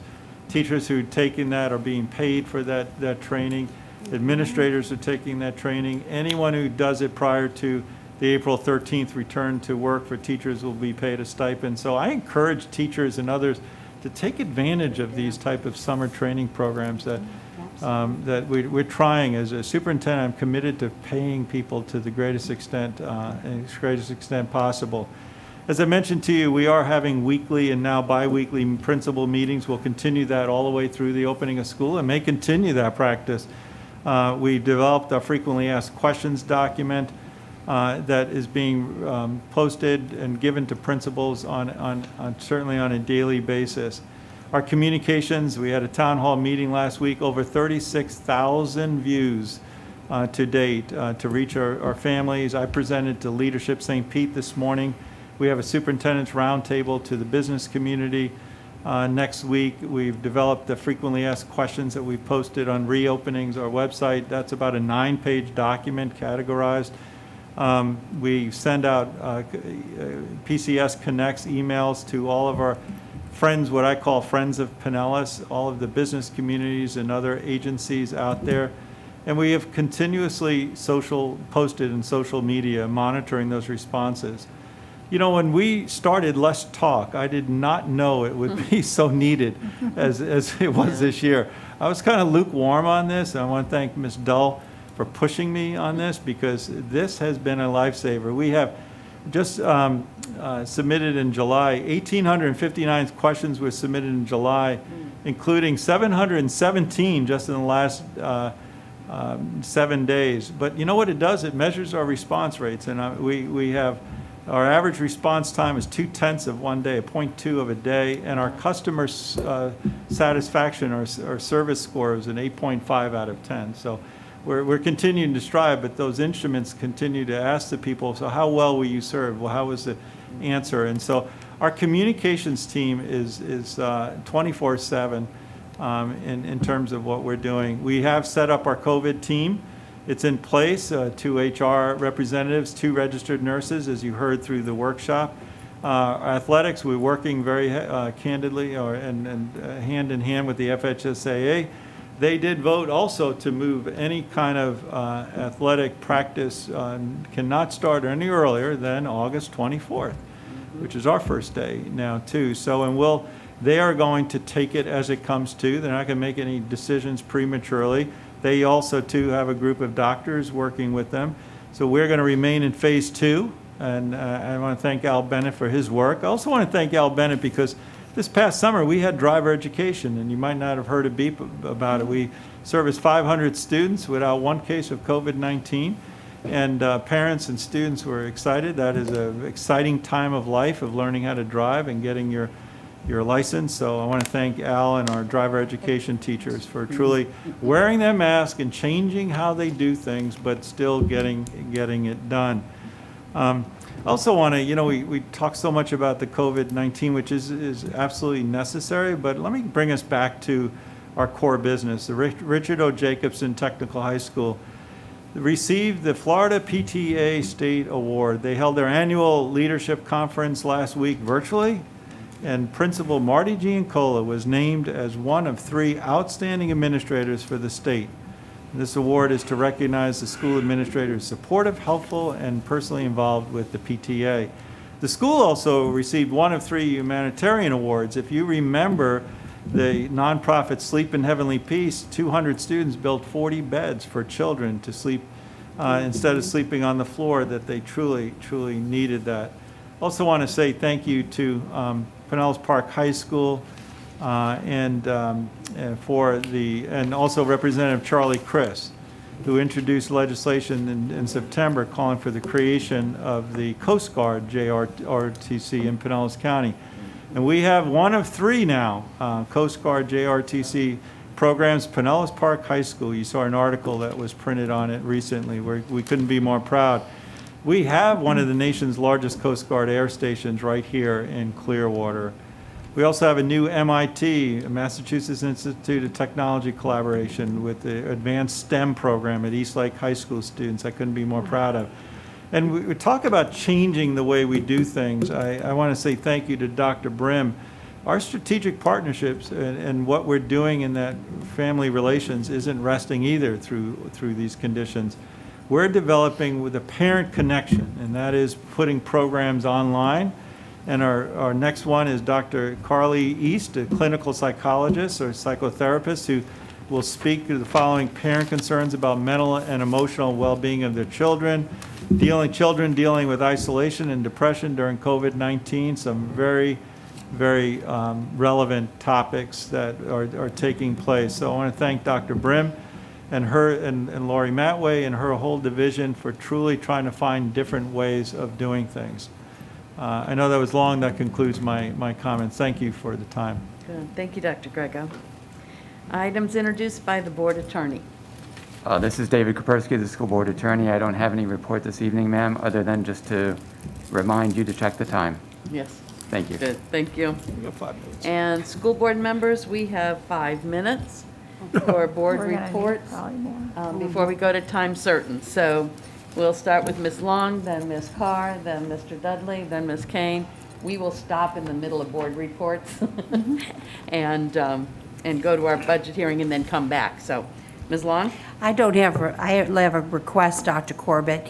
I don't know about my other board members, but I would like to take Canvas and the other trainings, so when I go and talk to teachers, you know, I've been out of the classroom 3 years, I want to keep up. Is that possible?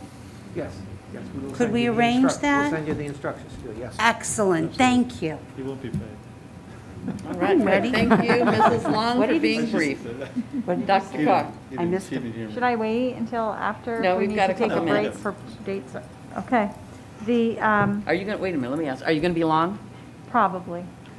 Let's go to somebody who's going to be short, and then we'll come back. Anybody have a Okay. short report? Renee, you have a short report? I'll wait until later. Okay. Anybody have a short report? Ms. Kane? Oh, I said we could wait. Yeah. Oh, okay. Well, if everybody's going to wait, Take a break. then we will break right now and go to our, we'll break for a couple of minutes until 6:30, and then we'll go to it. So, the school board will recess the public meeting to conduct the public hearing. This hearing is scheduled for 6:30, so it will be held to consider the tentative 2020-2021 millage rates and the district budget. Upon completion of the hearing, the board will return to the regular board meeting agenda. Thank you.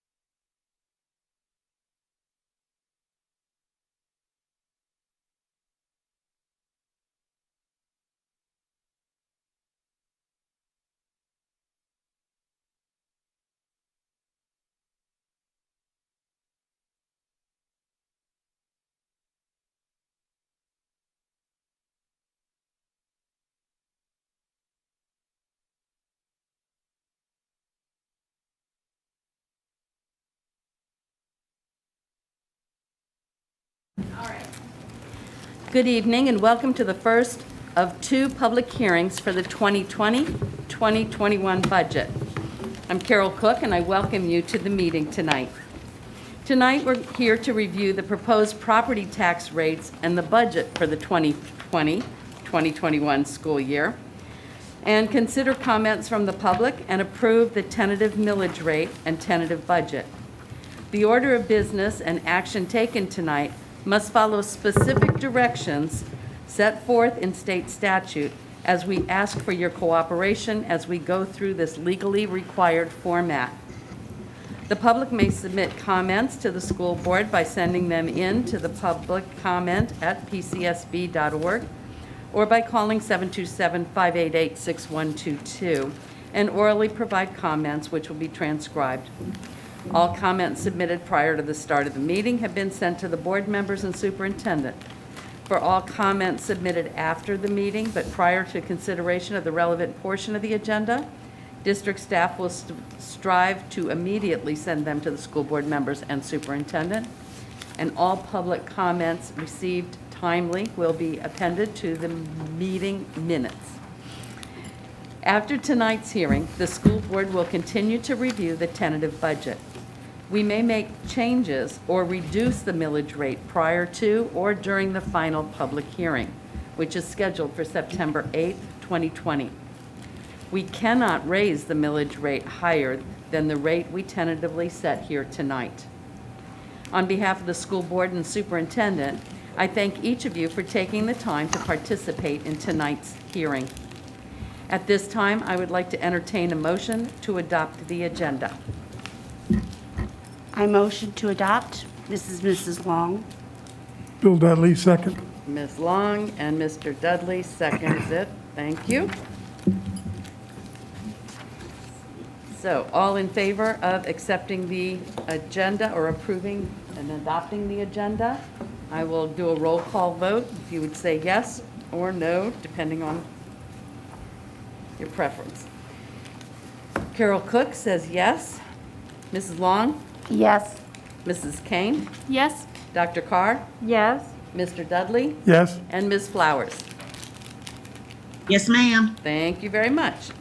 Dr. Grego and the staff will make introductory comments prior to the presentation. So, Dr. Grego? Yes, thank you, Madam Chair, and to the board, I want to say that, and to the public, I really want to say that this board is engaged with its budget, not just today or in September, but really throughout the entire school year, and the budget has become more of a daily process. The other thing I want to praise the board about is the combination of the budget with the strategic plan.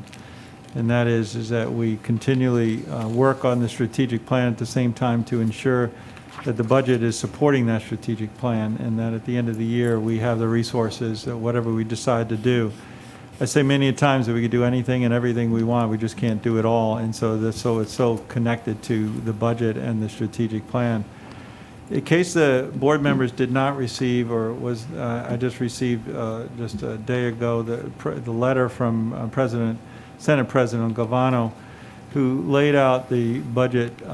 He's been giving these budget letters or shortfalls and status reports, I'll call them, over the last several months since COVID-19 hit us. But I will send it to you, but just a few highlights of that. Number one is that the fiscal year 1920 ended with the collections underestimate from the General Revenue Fund by nearly $1.9 billion.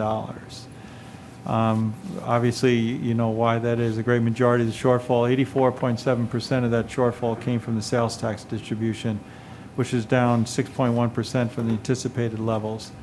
Even though the first quarter of 2020 was promising and actually had a greater above projection the last quarter, and then we stand still for the last month of June for where those projections are. There'll be an estimating conference on August 18th. I usually don't say and go into such detail prior to Mr. Smith and the department taking over this presentation, but my emphasis to the board and to the general public is that I believe strongly that the financial outlook in this state is still questionable, and I appreciate the positive outlook of Senator Galvano, and really desire to take a lot of the rainy day funds from the state to fill that gap, but we'll see how this goes. So I believe that we as a district need to be very conservative. At the same time, we applaud and thank the $500 million specifically to raise the starting teacher salary, which I'm ecstatic about, but to $47,500.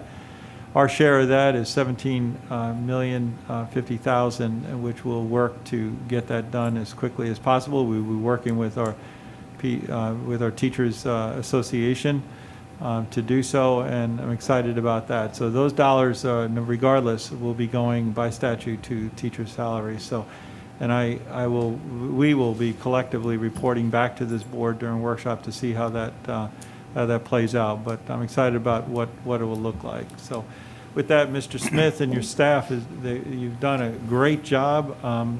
You keep using the term unprecedented times. But I can say to you that part of that that people don't maybe realize in the forefront is the economics of the unprecedented time. We look at positivity rates and look at everything else, but we don't necessarily look at some of the economic impacts of what's happening in our state and with our school districts. So thank you very much for your service. Thank you. Thank you, Dr. Grego. Thank you, board members. Our Truth and Millage, or Trim ad, appeared in the Tampa Bay Times this past Sunday. It appeared on Sunday because the Times doesn't publish on Saturday, just for those who are wondering. The format of the newspaper ad and the order of tonight's hearing presentations are prescribed by Chapter 200 of Florida statutes. Based on your action tonight, the Pinellas County Property Appraiser's Office will send out proposed tax notices. These notices will legally indicate the time and place of our second and final public hearing on our millage rates and budget to be held on Tuesday evening, September 8th. This proposed tentative budget is based on estimates, since the books for fiscal year 2019-20 have not yet been closed. The final budget presented in September will reflect the actual results of the current fiscal year. I make that comment every year, but this year more than ever, I feel the need to emphasize that point as it relates to the new fiscal year. To remind you, the FEFP budget was passed by the legislature back on March 15th. That was only a few days prior to the shutdown due to the pandemic. The statewide revenue outlook has changed significantly since then, as has the educational delivery model. State revenue, as Dr. Grego mentioned, is down approximately $1.9 billion as a result of the shutdown. And as Dr. Grego mentioned in his comments at the close of the board meeting we just finished, the educational choices that families will make for their children can significantly impact our funding as well. And he gave an example of if many of our students chose virtual school, what that impact would be. Although we've been assured that we'll be held at stable FEFP funding through December, there's still the possibility of a special legislative session on budget sometime in the fall, which may affect our funding for the second half of the fiscal year. We should be made aware of any fiscal impact to us in December. The first CARES Act, which is providing funds to K-12 school districts, will help mitigate this impact. The federal legislature is also working on additional stimulus bills this week, which may also provide additional sources of revenue to K-12 schools. Finally, as Dr. Grego mentioned, there's a state revenue estimating conference scheduled for August, and hopefully that will provide a more optimistic revenue outlook as the state continues to reopen.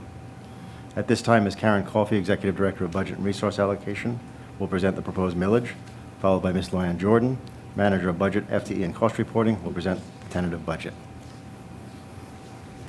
Thank you, Mr. Smith, and good evening, Dr. Grego, Madam Chair, board members, and staff. This is Karen Coffey, and I'm the Executive Director of Budget and Resource Allocation. TRIM, or Truth in Millage, requires school districts to advertise their proposed budget and millage rates annually. The district's 2020-21 millage is comprised of the general operating millage, which includes the required local effort, discretionary, and local referendum. The Florida Department of Education certifies the state-required local effort, or RLE, millage rate that must be levied by the school board to generate its local share of funding for the district. The local referendum of 0.5 mil was initially approved by the voters in 2005, 2006, and was approved for the fourth time in 2016, 2017 for a 4-year period. It will expire if not reapproved at the end of this fiscal year. The proposed millage also includes a capital outlay 1.5 mil. What is a mill? A mill refers to the rate of property tax commonly paid on the assessed value of homes and business properties. A mill equates to $1 of taxes for every $1,000 of taxable property value. The rolled back rate is the millage rate that would generate the same amount of revenue as last year if applied to the current tax roll after adjusting for new construction. The 2020-21 proposed millage of 6.427 is higher than the rolled back rate by 3.27%. Our gross property tax value of approximately $99.4 billion is an increase from last year's value by 7%, or $6.5 billion. Comparing the current and prior year millage rates, you can see the total levied millage rate in 2019-20 was 6.584, and for 2020-21, our proposed total levied millage is 6.427. This is an overall decrease of 2.38%. You will note the RLE has decreased by 4.09%. Our property tax revenue comparison shows an increase in revenue of $26.3 million over last year's proceeds. This is the result of an increase in our property tax roll. Our RLE is increasing by $9.1 million. The proposed discretionary millage will generate about $4.7 million more, and the referendum will yield an additional $3.1 million. The capital outlay millage will generate $9.4 million, also as a result of the property value increase. Under the proposed rate, the owner of a $200,000 home, after the deduction of the $25,000 homestead exemption, would pay $1,124.73. Over the course of 1 year, this averages out to $3.08 a day. The taxable value of property in Pinellas County has experienced an increase on average of 7%. And the Florida legislature has set our RLE to 3.679, which is a decrease from the prior year's RLE of 3.836. As a result, some homeowners may experience an increase in their paid school taxes as demonstrated. It is important to note that this is the result of an increase in property value and not an increase in our total levied millage rate. The RLE is an appropriated amount set by the Florida Department of Education. The school board must levy this amount in order to receive state funding. It is used for the day-to-day operations such as school staff and utilities. The discretionary millage is used for general operations of the district and to meet additional costs due to inflation. The local referendum dollars are used to recruit and retain quality teachers, preserve reading, art, and music programs, and provide up-to-date textbook and technology. The capital outlay millage is the district's primary funding source for maintenance, renovation, new construction, and equipment as advertised on July 26. At this time, I will turn it back over to the board chair for the motions necessary to adopt the millage rate. Thank you. Thank you, Mrs. Carol Cook. We have no public comment at this point, so we will move to a motion for the tentative discretionary millage. Mrs. Long? I move that the board approve the levying of the tentative discretionary local effort millage of 0.748 mils as part of the total millage to be certified to the property appraiser and Florida Department of Revenue. Do we have a second? Second. This is Ms. Kane. Okay, thank you. Is there any discussion? All right, we have a motion and a second to approve the tentative discretionary local effort millage as stated by Mrs. Long. I will do a roll call vote. All in favor, Mrs. Long? Yes. Mrs. Kane? Yes. Dr. Carr? Yes. Mr. Dudley? Yes. Ms. Flowers? Yes. Carol Cook, yes. So I'll now move to the adoption of the total millage rates. Dr. Carr? I move that the board adopt a tentative millage rate of 6.427 mils to be set and certified to the property appraiser and to the Florida Department of Revenue. The millage rates are as follows. For required local effort, 3.679 mils. For discretionary local effort, 0.748 mils. For local referendum, 0.500 mils. For capital outlay, 1.500 mils. I'm sorry, for capital outlay, 1.500 mils. Thank you. Total tentative millage, 6.427 mils. This rate is 3.27% greater than the rolled back rate. Is there any discussion or comment? All right, we have a motion that was made by Dr. Carr and seconded. Who seconded it? Did we get a second? No, but I'll We second didn't. it. Okay, we have a motion by Dr. Carr. Do we have a second? I'll second it. This is Mrs. Long. Okay, Mrs. Long seconded. So we have a motion by Dr. Carr, second by Mrs. Long to adopt the total millage as stated by Dr. Carr. Roll call vote. Mrs. Long? Yes. Mrs. Kane? Yes. Dr. Carr? Yes. Mr. Dudley? Yes. Ms. Flowers? Yes. And Mrs. Cook says yes. So it passes unanimously. So we'll now move on to the next part of the presentation. Good evening, Madam Chair, board members, Dr. Grego and staff. I'm Luann Jordan, Manager of Budget, FTE, and Cost Reporting. I'll continue tonight's presentation with an overview of the district's tentative budget for 2020-21. The budget calendar is ongoing throughout the year. During the course of the year, budget updates are provided at board workshops, and monitoring is performed through budget analyses and forecasts. In the spring, we typically have a better idea of what the legislative budget is providing for us and whether we can expect an increase or decrease of state funds.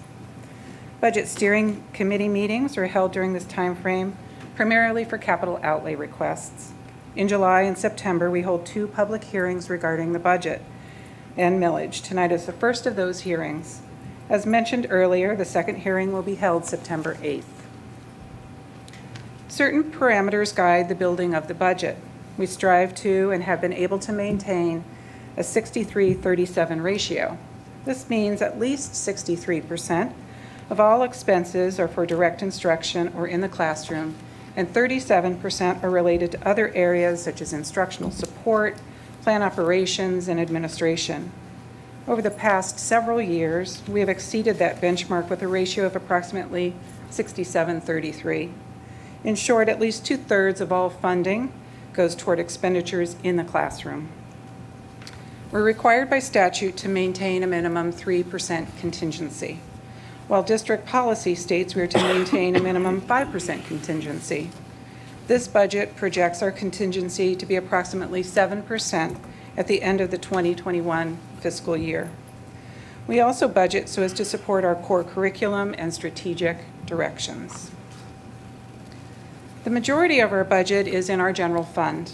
This year, it's proposed to be approximately $992 million. The second largest funding source is capital outlay at $397 million. The district's self-insured health fund is anticipated to be approximately $162 million and represents the district's third largest fund.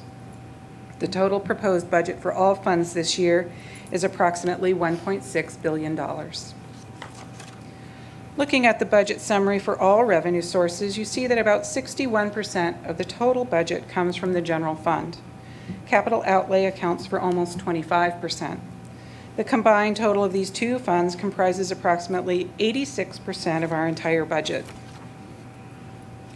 The new year brings several legislative changes. The base student allocation, or BSA, increased to $4,319.49. This is an increase of $40, or 0.9% over last year's BSA. Statewide, funding increased $502.5 million, or $20.3 million to Pinellas, which includes $17 million in funds for teacher salary increases. Allocations for Best and Brightest, school recognition, and discretionary lottery were eliminated from the budget, totaling a $419 million reduction statewide. Changes in the Florida retirement system contribution rate are projected to increase district expenditures by about $8 million. The turnaround supplemental services allocation decreased $19.3 million statewide. This allocation benefits district-managed turnaround schools. Lastly, digital classrooms allocation was decreased by $12 million statewide. Total operating fund resources are anticipated to be approximately $992 million. Of that, about $494 million comes from local sources, which includes the half-mil referendum. $379 million comes from state resources. The Florida Education Finance Program, or FEFP, is the general fund's primary funding source. The FEFP funding formula utilizes a combination of state and local resources to fund education. Looking at the operating revenue budget graphically, you'll note that local sources represent about 50% of the total operating budget, and state sources account for 38%. The remaining 12% comes from transfers and fund balance. The operating budget is used to fund the day-to-day operating expenditures of the district. It pays for salaries and benefits, supplies and materials, textbooks, student transportation, utilities, maintenance, and repairs. Viewing the distribution of our operating budget by object, there's little change from previous years. About 62% of our budget is spent on salaries and 20% on benefits. In total, approximately 82% of our operating budget goes towards staffing. Capital outlay funds include revenue from both state and local sources. This fund reflects the revenue and expenditures for construction and renovation of school buildings and grounds. The majority of these funds are generated by the local capital improvement millage, which is set by law and limited to 1.5 mils. No PICO funds are expected this year for traditional district schools, and racetrack funding will be phased out by December 2020. Additional funds will be provided through Certificate of Participation, or COPS bonds. The lease purchase financing of capital improvements through the issuance of COPS bonds is a technique frequently used by Florida school districts to finance school facilities. The 2020-21 issuance of COPS will be utilized to construct new classrooms. An updated 5-year capital outlay plan and facilities work program will be brought to the board at the September 8th board meeting. The work program must be approved before the board adopts the final budget. Changes will include projects funded through Certificate of Participation bonds and the addition of the 2024-25 year. Our proposed capital outlay budget is approximately $397 million. The budget reflects $229 million in new revenue, which includes $75 million from bonding, and $314 million in proposed appropriations. The special revenue budget is comprised of two major categories of federal funds: contracted programs and food service. The total contracted programs budget is approximately $11 million. This budget starts the year off low and builds as the year goes on, as we don't recognize or book the revenue until it's received. Food service is a self-sustaining fund, as it receives no dollars from the operating fund. Federal reimbursements and local collections are the primary revenue sources. The proposed food service budget is approximately $44 million. The debt service fund is used to account for the payment of general long-term debt, principal, and interest. The district categorizes the debt service fund into two groups. First, State Board of Education bonds, or SBE bonds, account for principal and interest payments for bonds issued by the state of Florida on the district's behalf in February of 2000. The current principal balance is $15,000, which will be paid off this fiscal year. The remainder of the $5.6 million budget represents the debt service for COPS bonds issued by the district. The proposed self-insured workers' compensation and liability budget of $5.2 million accounts for the premium revenue and expenditures associated with the district's self-insured workers' compensation and liability insurance programs. The self-insured health fund accounts for the district's premium revenue and claim expenditures with a budget of approximately $162 million. The proposed budget and all supporting documents are on file in the Office of Budget and Resource Allocation. This information can also be found online.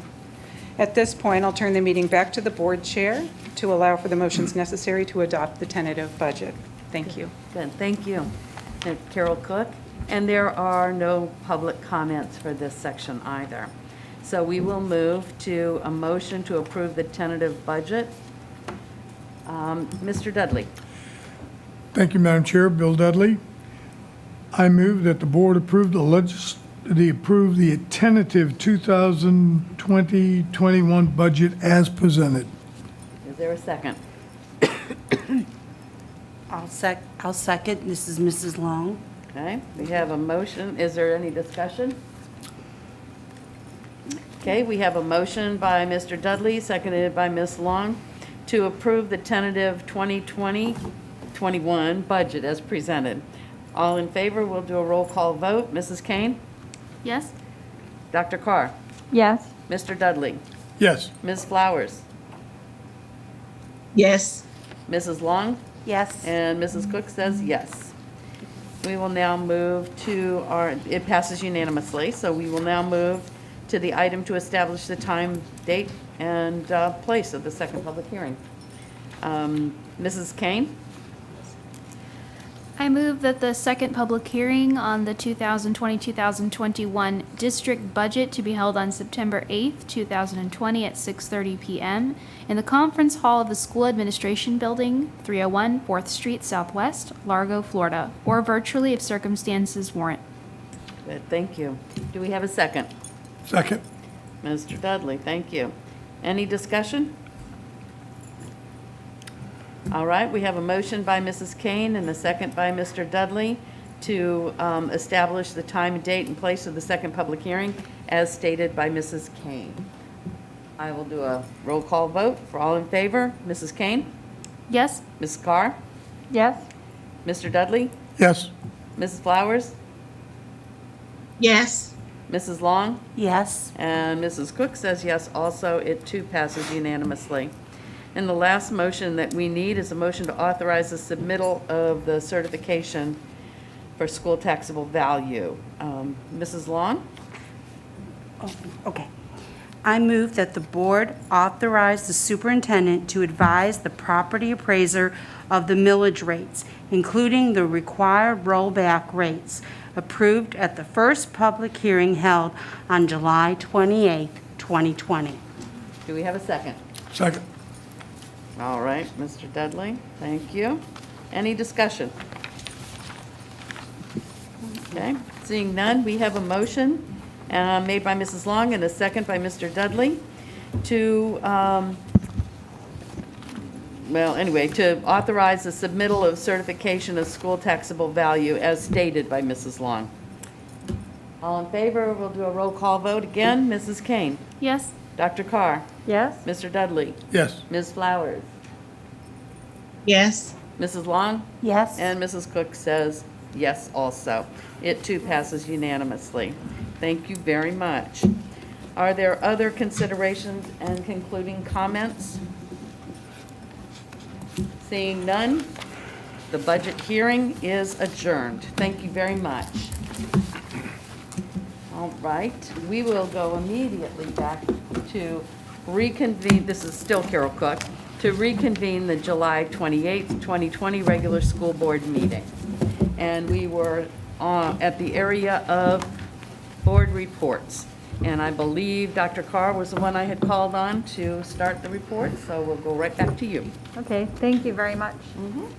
This is Nicole Carr, and I had two board requests, if were possible. One being some of the questions that we saw via email were around my PCS, and if teachers were to report to the building, if they were assigned to my PCS, or would they be working from home? And so I'm not sure if maybe we need that to go out, or if it already has, with greater level of clarity. Maybe a frequently asked question like we have up on PCS for staff. So I don't know where we want to go with that, but I think there needs clarification, because I'm not sure, based on the email, if everyone's understanding whether or not they need to be in the building if they get the My PCS option. And then also, some different community organizations have asked about the computer needs for each student. So I wonder if that could be also in the frequently asked questions. So the community who provides philanthropic groups who might want to provide computers to students based on programs, so by grade level and by program. So if they're doing Pinellas Virtual or My PCS, or they're going to be in school, who's getting a district issued computer, who's not and still needs to supply their own, so that there's clarification on that. And lastly, I still have a great number of concerns about moving forward with a face-to-face option for our schools. I want to thank staff for doing a tremendous job with developing this plan. A great deal of time and effort has been spent on the plan. I understand why we had to do the plan because of financial reasons, but I still feel that there are a great number of unknowns, and especially in terms of feasibility now that the numbers have come in. And I just want to be assured, because when we look at the calendar, we do not have another meeting where actionable items can occur before that date of August 24th.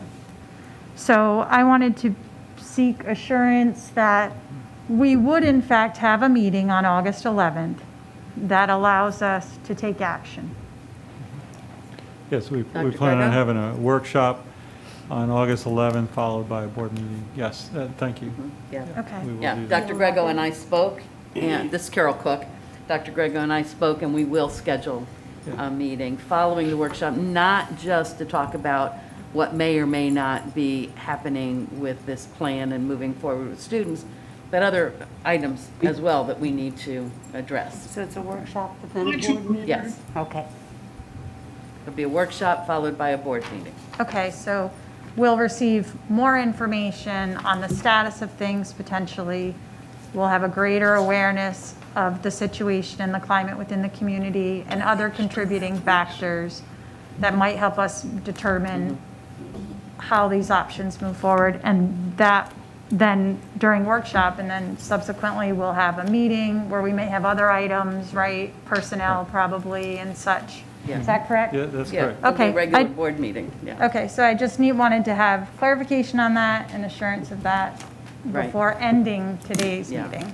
I do want to clarify one thing, is that whatever we receive or hear at the workshop will not be something that we have on the agenda right afterward on which to vote. Dr. Grego has said that, that's not what we would do. If we're talking about a date or something like that, then that will be part of the agenda that will be printed and sent to us ahead of time. Am But I we correct still with haven't- that? Right. But I think these are, say this a lot, but these are really fluid times. So if something develops to the point of where our best judgment is that we feel like we need to make a decision on the 11th during the board meeting, I will contact and staff will contact you individually, obviously. Because until we meet in the sunshine in the workshop, this is Mike Grego, by the way, until we meet in the workshop. So there might be something, if something drastically, changes, or we feel like an action has to take place. But just having the workshop, just having the board meeting alone can certainly lead to discussions, and any board action could be taken even if it's not on the agenda. So I want the board to feel comfortable that August 11th will certainly see how things are progressing, how our scheduling is taking place. We have 2/3 of our people really are opting to go back into the building, so we need to see the conditions that are there. And Dr. Carr is right, it gives us an opportunity to make a decision, not now, over a month before school starts, but closer to that. And that's how we've been progressing along the way. Every few weeks, we've been making a decision on how we've been using that term pivot a lot. And I can tell you, some of these terms I'm never going to use again in my life. But we've been pivoting a lot in terms of that. But we've been trying to do it with good information. So thank you, Dr. Carr, because I think that now and the end of July is I think our community, our parents, they want to see. And so let's see what that is. So I think that board meeting time is very good. Remember, that would have been the day before school started. That's why we didn't have so everything is changing. That 12th would have been the day before, and thank you for not having a board meeting the day before we start school. But now that that's changed, I think it's a really appropriate time to have a board meeting. Good. Thank you for the clarification. Thank you. This is Nicole Carr again. And there was one other item along with that regarding the 11th, but I'll think of it in a second. I'm sorry. We'll come back to you. Because that made me think of something else. Okay. Mr. Dudley. Thank you, Madam Chair. Bill Dudley. I have a couple of questions. One, about masks. It is going to be required students wear masks. There's been I sent Attorney Kapersky what would you call that? A blog entry? Yeah, about, there's a group, there's a group that's going to wear mesh masks. Yeah. And, to kind of prove a point and have a lawsuit going. What kind of recourse do we have if are we going to have a policy set where kids got to wear them, if they don't wear them, they get their nose cut off? That's a joke. Yeah, you better say that. Well, I don't know, Dr. Grego, do you want me to answer, or if Sure, yeah. Okay, so, yeah, I believe right now, as been stated in the reopening plan and also in some of the FAQs, with respect to students, the mask will be required. There are certain very low grades that are identified in the reopening plan as having a little bit more flexibility, Right. as well as certain specialized populations, mostly certain students with disabilities. This is David Kapersky, the school board attorney, by the way. But non-compliance by a student will not be dealt with in a disciplinary fashion. It will be dealt with in a re-education first fashion, and then if there is continued intentional non-compliance, there might be an administrative placement into the MyPCS online option, and so that the student would not be able to come to the school because of the intentional non-compliance. Okay. So that authority is essentially changing the student's schedule. They're going to remain in the same school because, as you know, MyPCS Online is your school. You're just going to move to a different teacher that also happens to be in a different location. But I believe that that is legally defensible. We have that authority now to move students even among schools in a non-disciplinary fashion. Okay. It does not implicate any due process rights. So I think that answers the question about the students, and I do thank you for sending that along to me. I have been in close contact with the school board attorneys around the state, as well as close contact with the county attorney, Ms. White. We talk almost weekly, but we have been following certain lawsuits that have been filed primarily at this point against counties that have adopted mask or face covering ordinances. All of the cases that have reached an opinion or a preliminary judgment by the court have all come down on the side of the counties. And so I'm familiar with the arguments that the plaintiffs are making. I'm familiar with the defenses. We would raise very similar defenses. And while I wouldn't be a good attorney if I guaranteed any litigation results, I'm confident that we would have a very strong defense if a lawsuit was brought against the school district for that. But I also believe that on August 11th, Dr. Grego is planning on bringing an agenda item to either potentially amend or supplement the reopening plan, or in some other fashion bring a document to you that relates to further fleshing out the policy regarding face coverings. Okay, fair enough. Next question. And I know it was in their stuff, but again, I'm doing this for the number of emails I got. What happens if a teacher or a student tests positive? What's the procedure? I know we have a tracking team or a tracing team, whatever. Explain that, because there's a lot of people that keep asking the same question. Yeah, as I mentioned before, that's a question I think Ms. Kane brought up before, is that's a question that we're leaning, and I have a meeting tomorrow with the Department of Health, that we want that kind of a protocol matrix that what happens, and let's answer that question. So that's a medical answer. I'm working with our medical doctors and along with Dr. Cho to find a distinct answer. They'll come back and say, well, it depends on the circumstance. But let's get down to what are those circumstances. So we are developing, Sarah O'Toole is developing various scenarios. There's not an unlimited number, as you know, Coach Dudley, is that, whether it's elementary school, you're going to have a classroom in that. So let's trace it. So we need answers to the point of where at the end of the day, if someone's positive, we need to be able to communicate with families and parents effectively on what the next steps are. So we're still in fluid. One of the reasons I'm very happy that the starting of school is the 24th and not earlier. We still have a lot of work to do. Okay. And the last question I have is in the MyPCS, if we're, who's going to provide the recording devices, and how is that done? This is Bill Corbett, Deputy Superintendent. Could you please clarify what recording device you mean? Well, a student is at home. You're going to do it by computer? Is that? Okay. Yeah. Or if the scenario we used, if there was only a couple of kids taking a certain chemistry class and a regular teacher, instead of having 40 kids, has only got 2, and he's going to be not Zoom, but what's? Yeah, I understand the question now, Mr. Dudley. Thank you for the clarification. Every teacher will have a laptop that has a camera capability on it. And so every teacher will have that, so that from their classroom, or if they're teaching remotely with no other students in the classroom, they'll be able to use their camera. They'll be using Microsoft Teams as the method for the live instruction. And the student will also be given if the student does not have a computer with a camera capability, they will be provided with one. They will what? They will be provided with a camera. I believe that's it. Thank you. Thank you.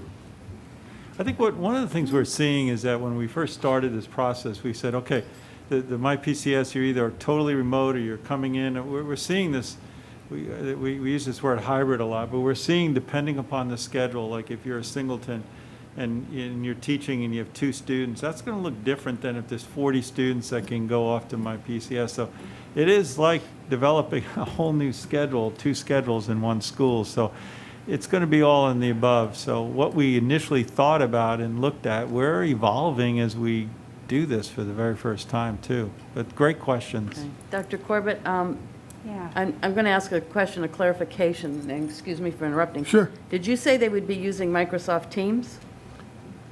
Yes, Mrs. Cook. Canvas is going to be the learning management system, which will be the place where we house all the student records and the assignments. But when the teacher wants to do live instruction, the mechanism for that will still be Microsoft Teams, which will be a link that will be, the teacher will put the link in Canvas for the student to access. I see. Okay. I need that Good. training. Thank you. Inquiring Mr. minds Dudley, want to anything know. else? Yeah. Mr. Dudley, anything else? I'm done, thank you. All right. Mrs. Kane? Thank you so much. Thank you, Mr. Dudley, for some of those questions, because they were some further clarifications I wanted on those as well as we start. I just wanted to reiterate a couple things again based off of so many concerns from constituents throughout the county that have emailed over the last couple of weeks. We've been trying very hard to get back to each and every one of them. I think there is a lot of confusion about the effort that we talked about this evening, that we needed to put forth this draft to the state. And I just wanted to give clarification to teachers and staff who've emailed, and also to some constituents, that we, again, as Dr. Grego pointed out earlier, we are unable to provide the hybrid option without this draft plan. And this is something that is, from my understanding, based on what Mr. Kapersky, our school board attorney, has let us know, we have to submit this plan or we will not be provided funding for the hybrid option. And without that funding, that would be a very bad thing for our teachers. So we as a board, I think I can speak for us saying that we are trying very hard to save teacher jobs and livelihoods. We care not only about their health and safety, but also about the well-being of their homes and of their families financially. And we're doing our very best to make sure that all of those things are looked at in a comprehensive way, and to make decisions that consider all these different situations, because everyone coming to the table is coming with a different set of concerns. And so some of this, while it's not a decision that, it's a very difficult decision, and while many of us are still working through the many, many concerns about opening a brick and mortar, this is a decision that was passed down by the state. And I think there are many, many news articles out right now about the validity of these legal claims, and those have not been settled in a court as of now. And so us as a school board need to make decisions based on what is currently and not what is being proposed or decided in a court. So when that does come, I think it would be fair to say that we would need to revisit these ideas and revisit them as new information comes in, as well as new information from the Pinellas Department of Health, because our clarification on protocol and what to do as we open schools is still very, very unclear. And I think we all feel a little bit concerned about what those final calls and decisions will be by our health officials in the local district. And we are continuing to look at all of that information and try to make a fair assessment of what we need to do moving forward.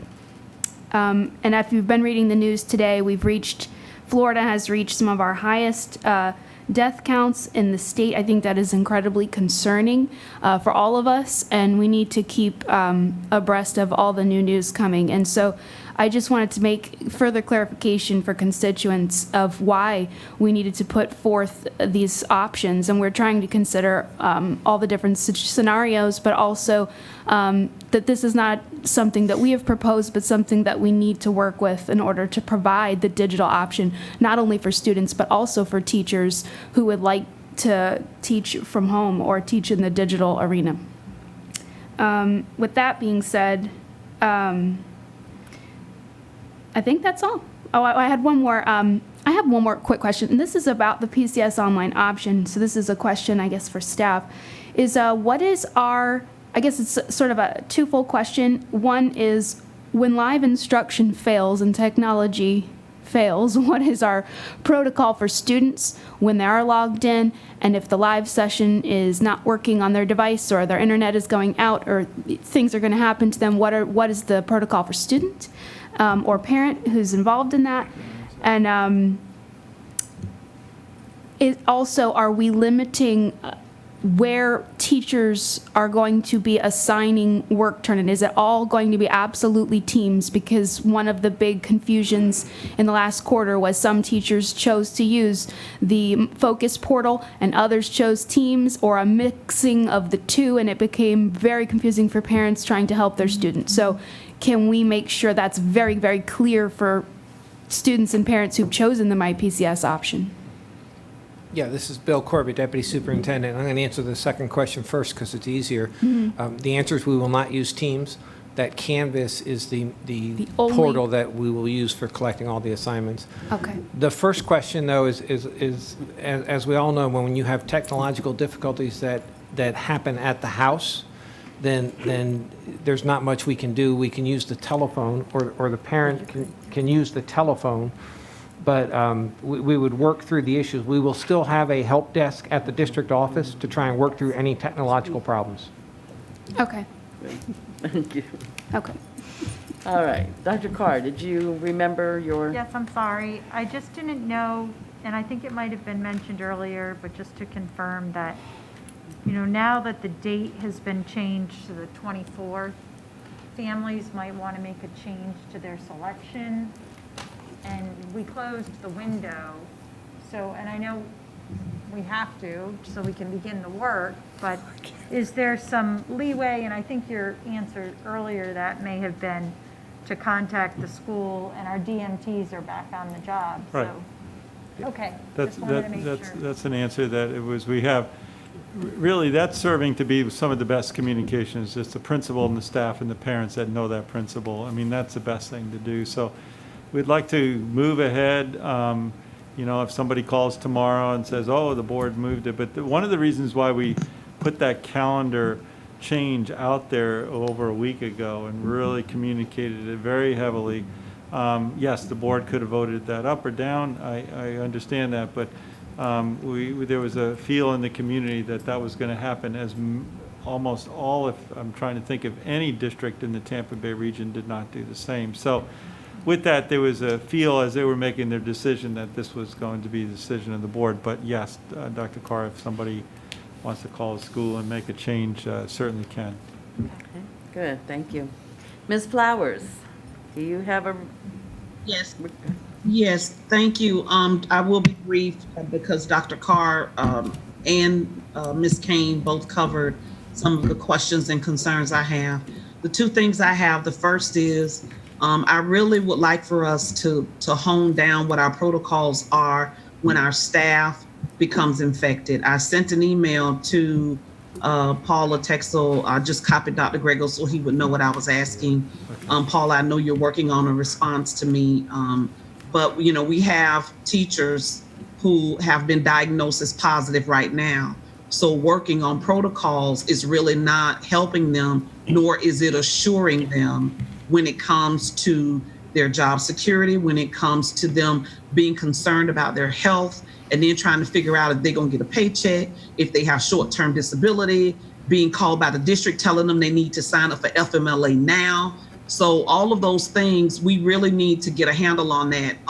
If you need some assistance, I can forward you some proposed protocols that, other people are utilizing in their employment arenas that are recommended by the Department of Health and other Surgeon General individuals. But we've got to get a handle on that because I feel bad about persons being diagnosed and they have a lot on their plate, and this disease is no joke. So then to have to worry about what our processes are and we don't have them in place yet, that's concerning to me. So if we could really get moving on that, that would be fabulous.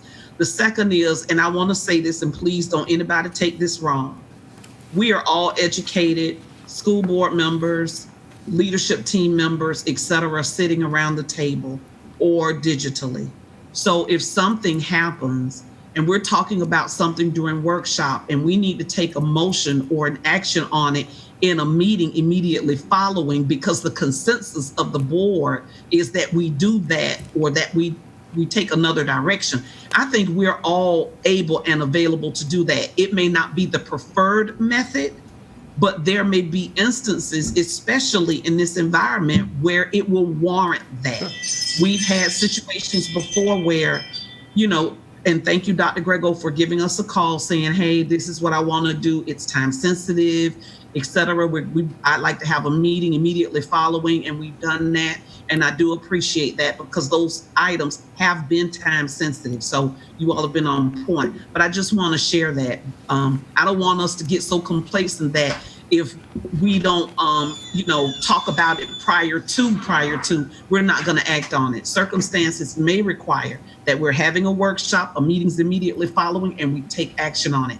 I think we're all educated enough around the table. There are enough well-intended minds and hearts from staff that we should be able to do that and not have to wait until the next meeting or the next 2 weeks or what have you. I do know, and that's been my experience as elected official, we do not take actions in workshop. I know that, I understand that, but we should also be able to transition because if you're bringing it to us in a workshop, you all, when I say you all, I mean staff. If you're bringing it in a workshop, you all have talked about it, you've conversed on it, you've researched it, you've done all of that, and you're now presenting what you have come up with or what you've researched, you're presenting that to us. So really, the push or the rush would be if a school board member doesn't feel comfortable. It wouldn't be if staff doesn't, because staff has had a chance to talk about it, research it, put it together, vet it in your principal meetings and your superintendent meetings or what have you. So I just don't want us to get so stuck in that place where, especially during this time, that we would not ever consider that because times may in fact call for that. Sure, totally agree. All righty, fine, thank you. All right, Mrs. Long, you have a comment? I have one quick question. Dr. Corbett, during the workshop, I asked about parent training. I really feel this is vital, especially for some areas and some families where even myself with my computer skills had some difficulty. So, who's laughing? Okay. I'm laughing because I have the same. I really feel that to help those children that already have an achievement gap, we need to work on closing it. So what is the plan now that we're postponing? Are we going to be doing little groups of parents how are we going to address that need? We'll get you an answer. I'm sorry. We'll get you an answer. Okay, thank you. I know Dr. Brim is working on a number of parent workshops, so Okay. we will get you a more detailed answer, though. Okay, thank you. We'll have them, though. We'll have them remote. As I mentioned before, Dr. Brim is working on some live stream parent connections, so we'll absolutely do that. That's a great point. All right. This is Carol Cook, and earlier this month, Dr. Grego was installed as the president of FADS, which is the Florida Association of District School Superintendents, and he'll be the president for 2021. The gavel was passed to him during a virtual meeting that they had, and it's quite an honor for him to have been chosen to lead this organization. There are 67 school districts, so he's working with 67 superintendents along the way. But this organization's mission is to assist and support district school superintendents as the chief advocates of the Florida public school system in their role of ensuring that every student has access to high-quality public education. I can't think of a better person to be serving right now. I can't think of a better person to serve in any circumstances. But in particular, in these circumstances, I think they have chosen the best person for it. And I want to congratulate you, Dr. Grego. Yeah, no, thank you. I also want to thank the board for, and I want to recognize staff because it takes me away from my day-to-day work because I try to share and mentor other superintendents who are coming in. We have a number of new superintendents this year, both elected and appointed, and some just starting their tenure. And so one of the things I say to them is the same thing as I reflect on, so what a year to be president, right? Is that I really believe that there's a time and place for each of us, and that this is the time and this is the place, and we're really put here to serve during this time, not any other time. And where some people, I was talking to a new superintendent and said, well, I wish this wasn't it. I corrected him and said, no, this is your time. This is our time. And I have to sometimes repeat that about myself, about this service this year, but this is a time we're called upon, and also I think a time that we have been prepared to do. So yes, these are trying times, but there's a reason why we collectively, there's a reason why this board is sitting here during this time and not another time. And I ask that we all kind of reflect on that and to say there's a purpose for us being here during this particular time. And we'll succeed. We will succeed if we say this is the right time for us. And so, yeah, it's going to be a challenging year, but we're here, and I'm thrilled to serve, and I look forward to it.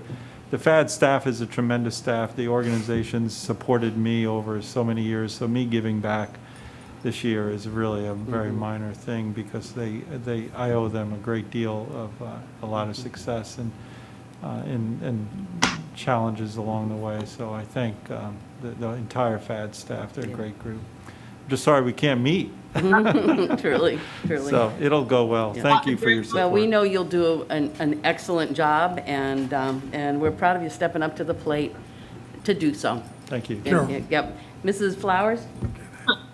I was just saying congratulations. I'm really proud of him. I saw the photo of him and Superintendent Runcie, and I guess that was Senator Mumford on the other side. Correct. But anyway, just congratulations. Great job. Thank you. Thank you, Ms. Flowers.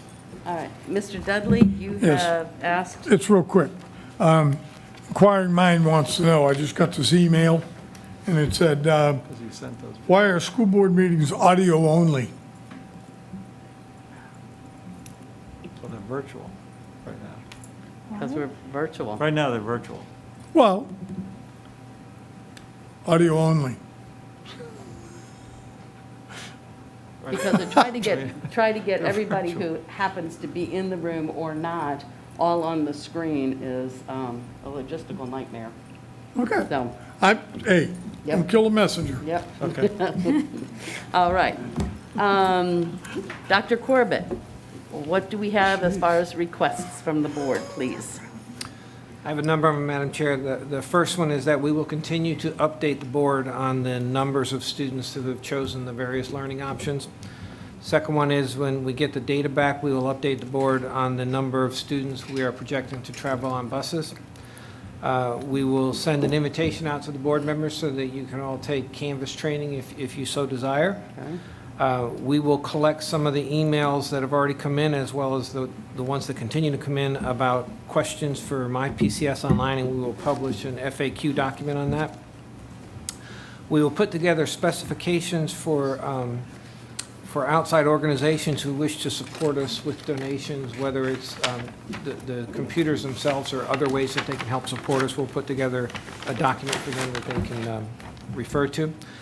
We will bring you detailed protocols for staff to know how to work through issues when they test positive for COVID.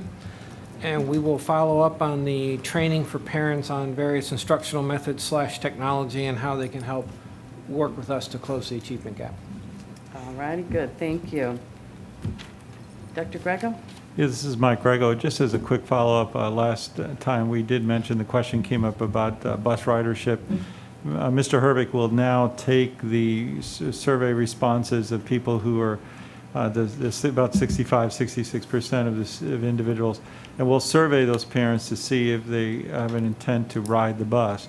And then at that point, we'll be bringing that back. So we couldn't do that survey until the last selection was chosen. So we're over-surveying people that really aren't going to take the bus. So we'll be doing that. Thank you, Mr. Herbeck, for that. So we have a lot of work to do. Okay, good, We'll thank get it you. done.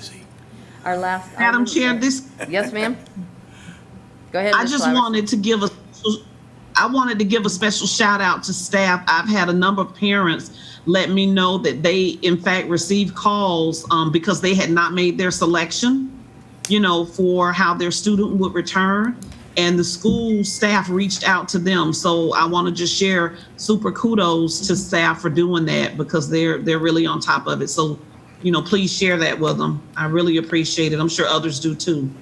Thank you. Very good, thank you. Our next item is the evaluation of the meeting. Good meeting. technology, whatever. Is there anything that might be wise for us to do for more efficiency in the meeting? Softer chairs. All right, hearing nothing else and hearing no concerns, then the meeting is adjourned. Thank you very much.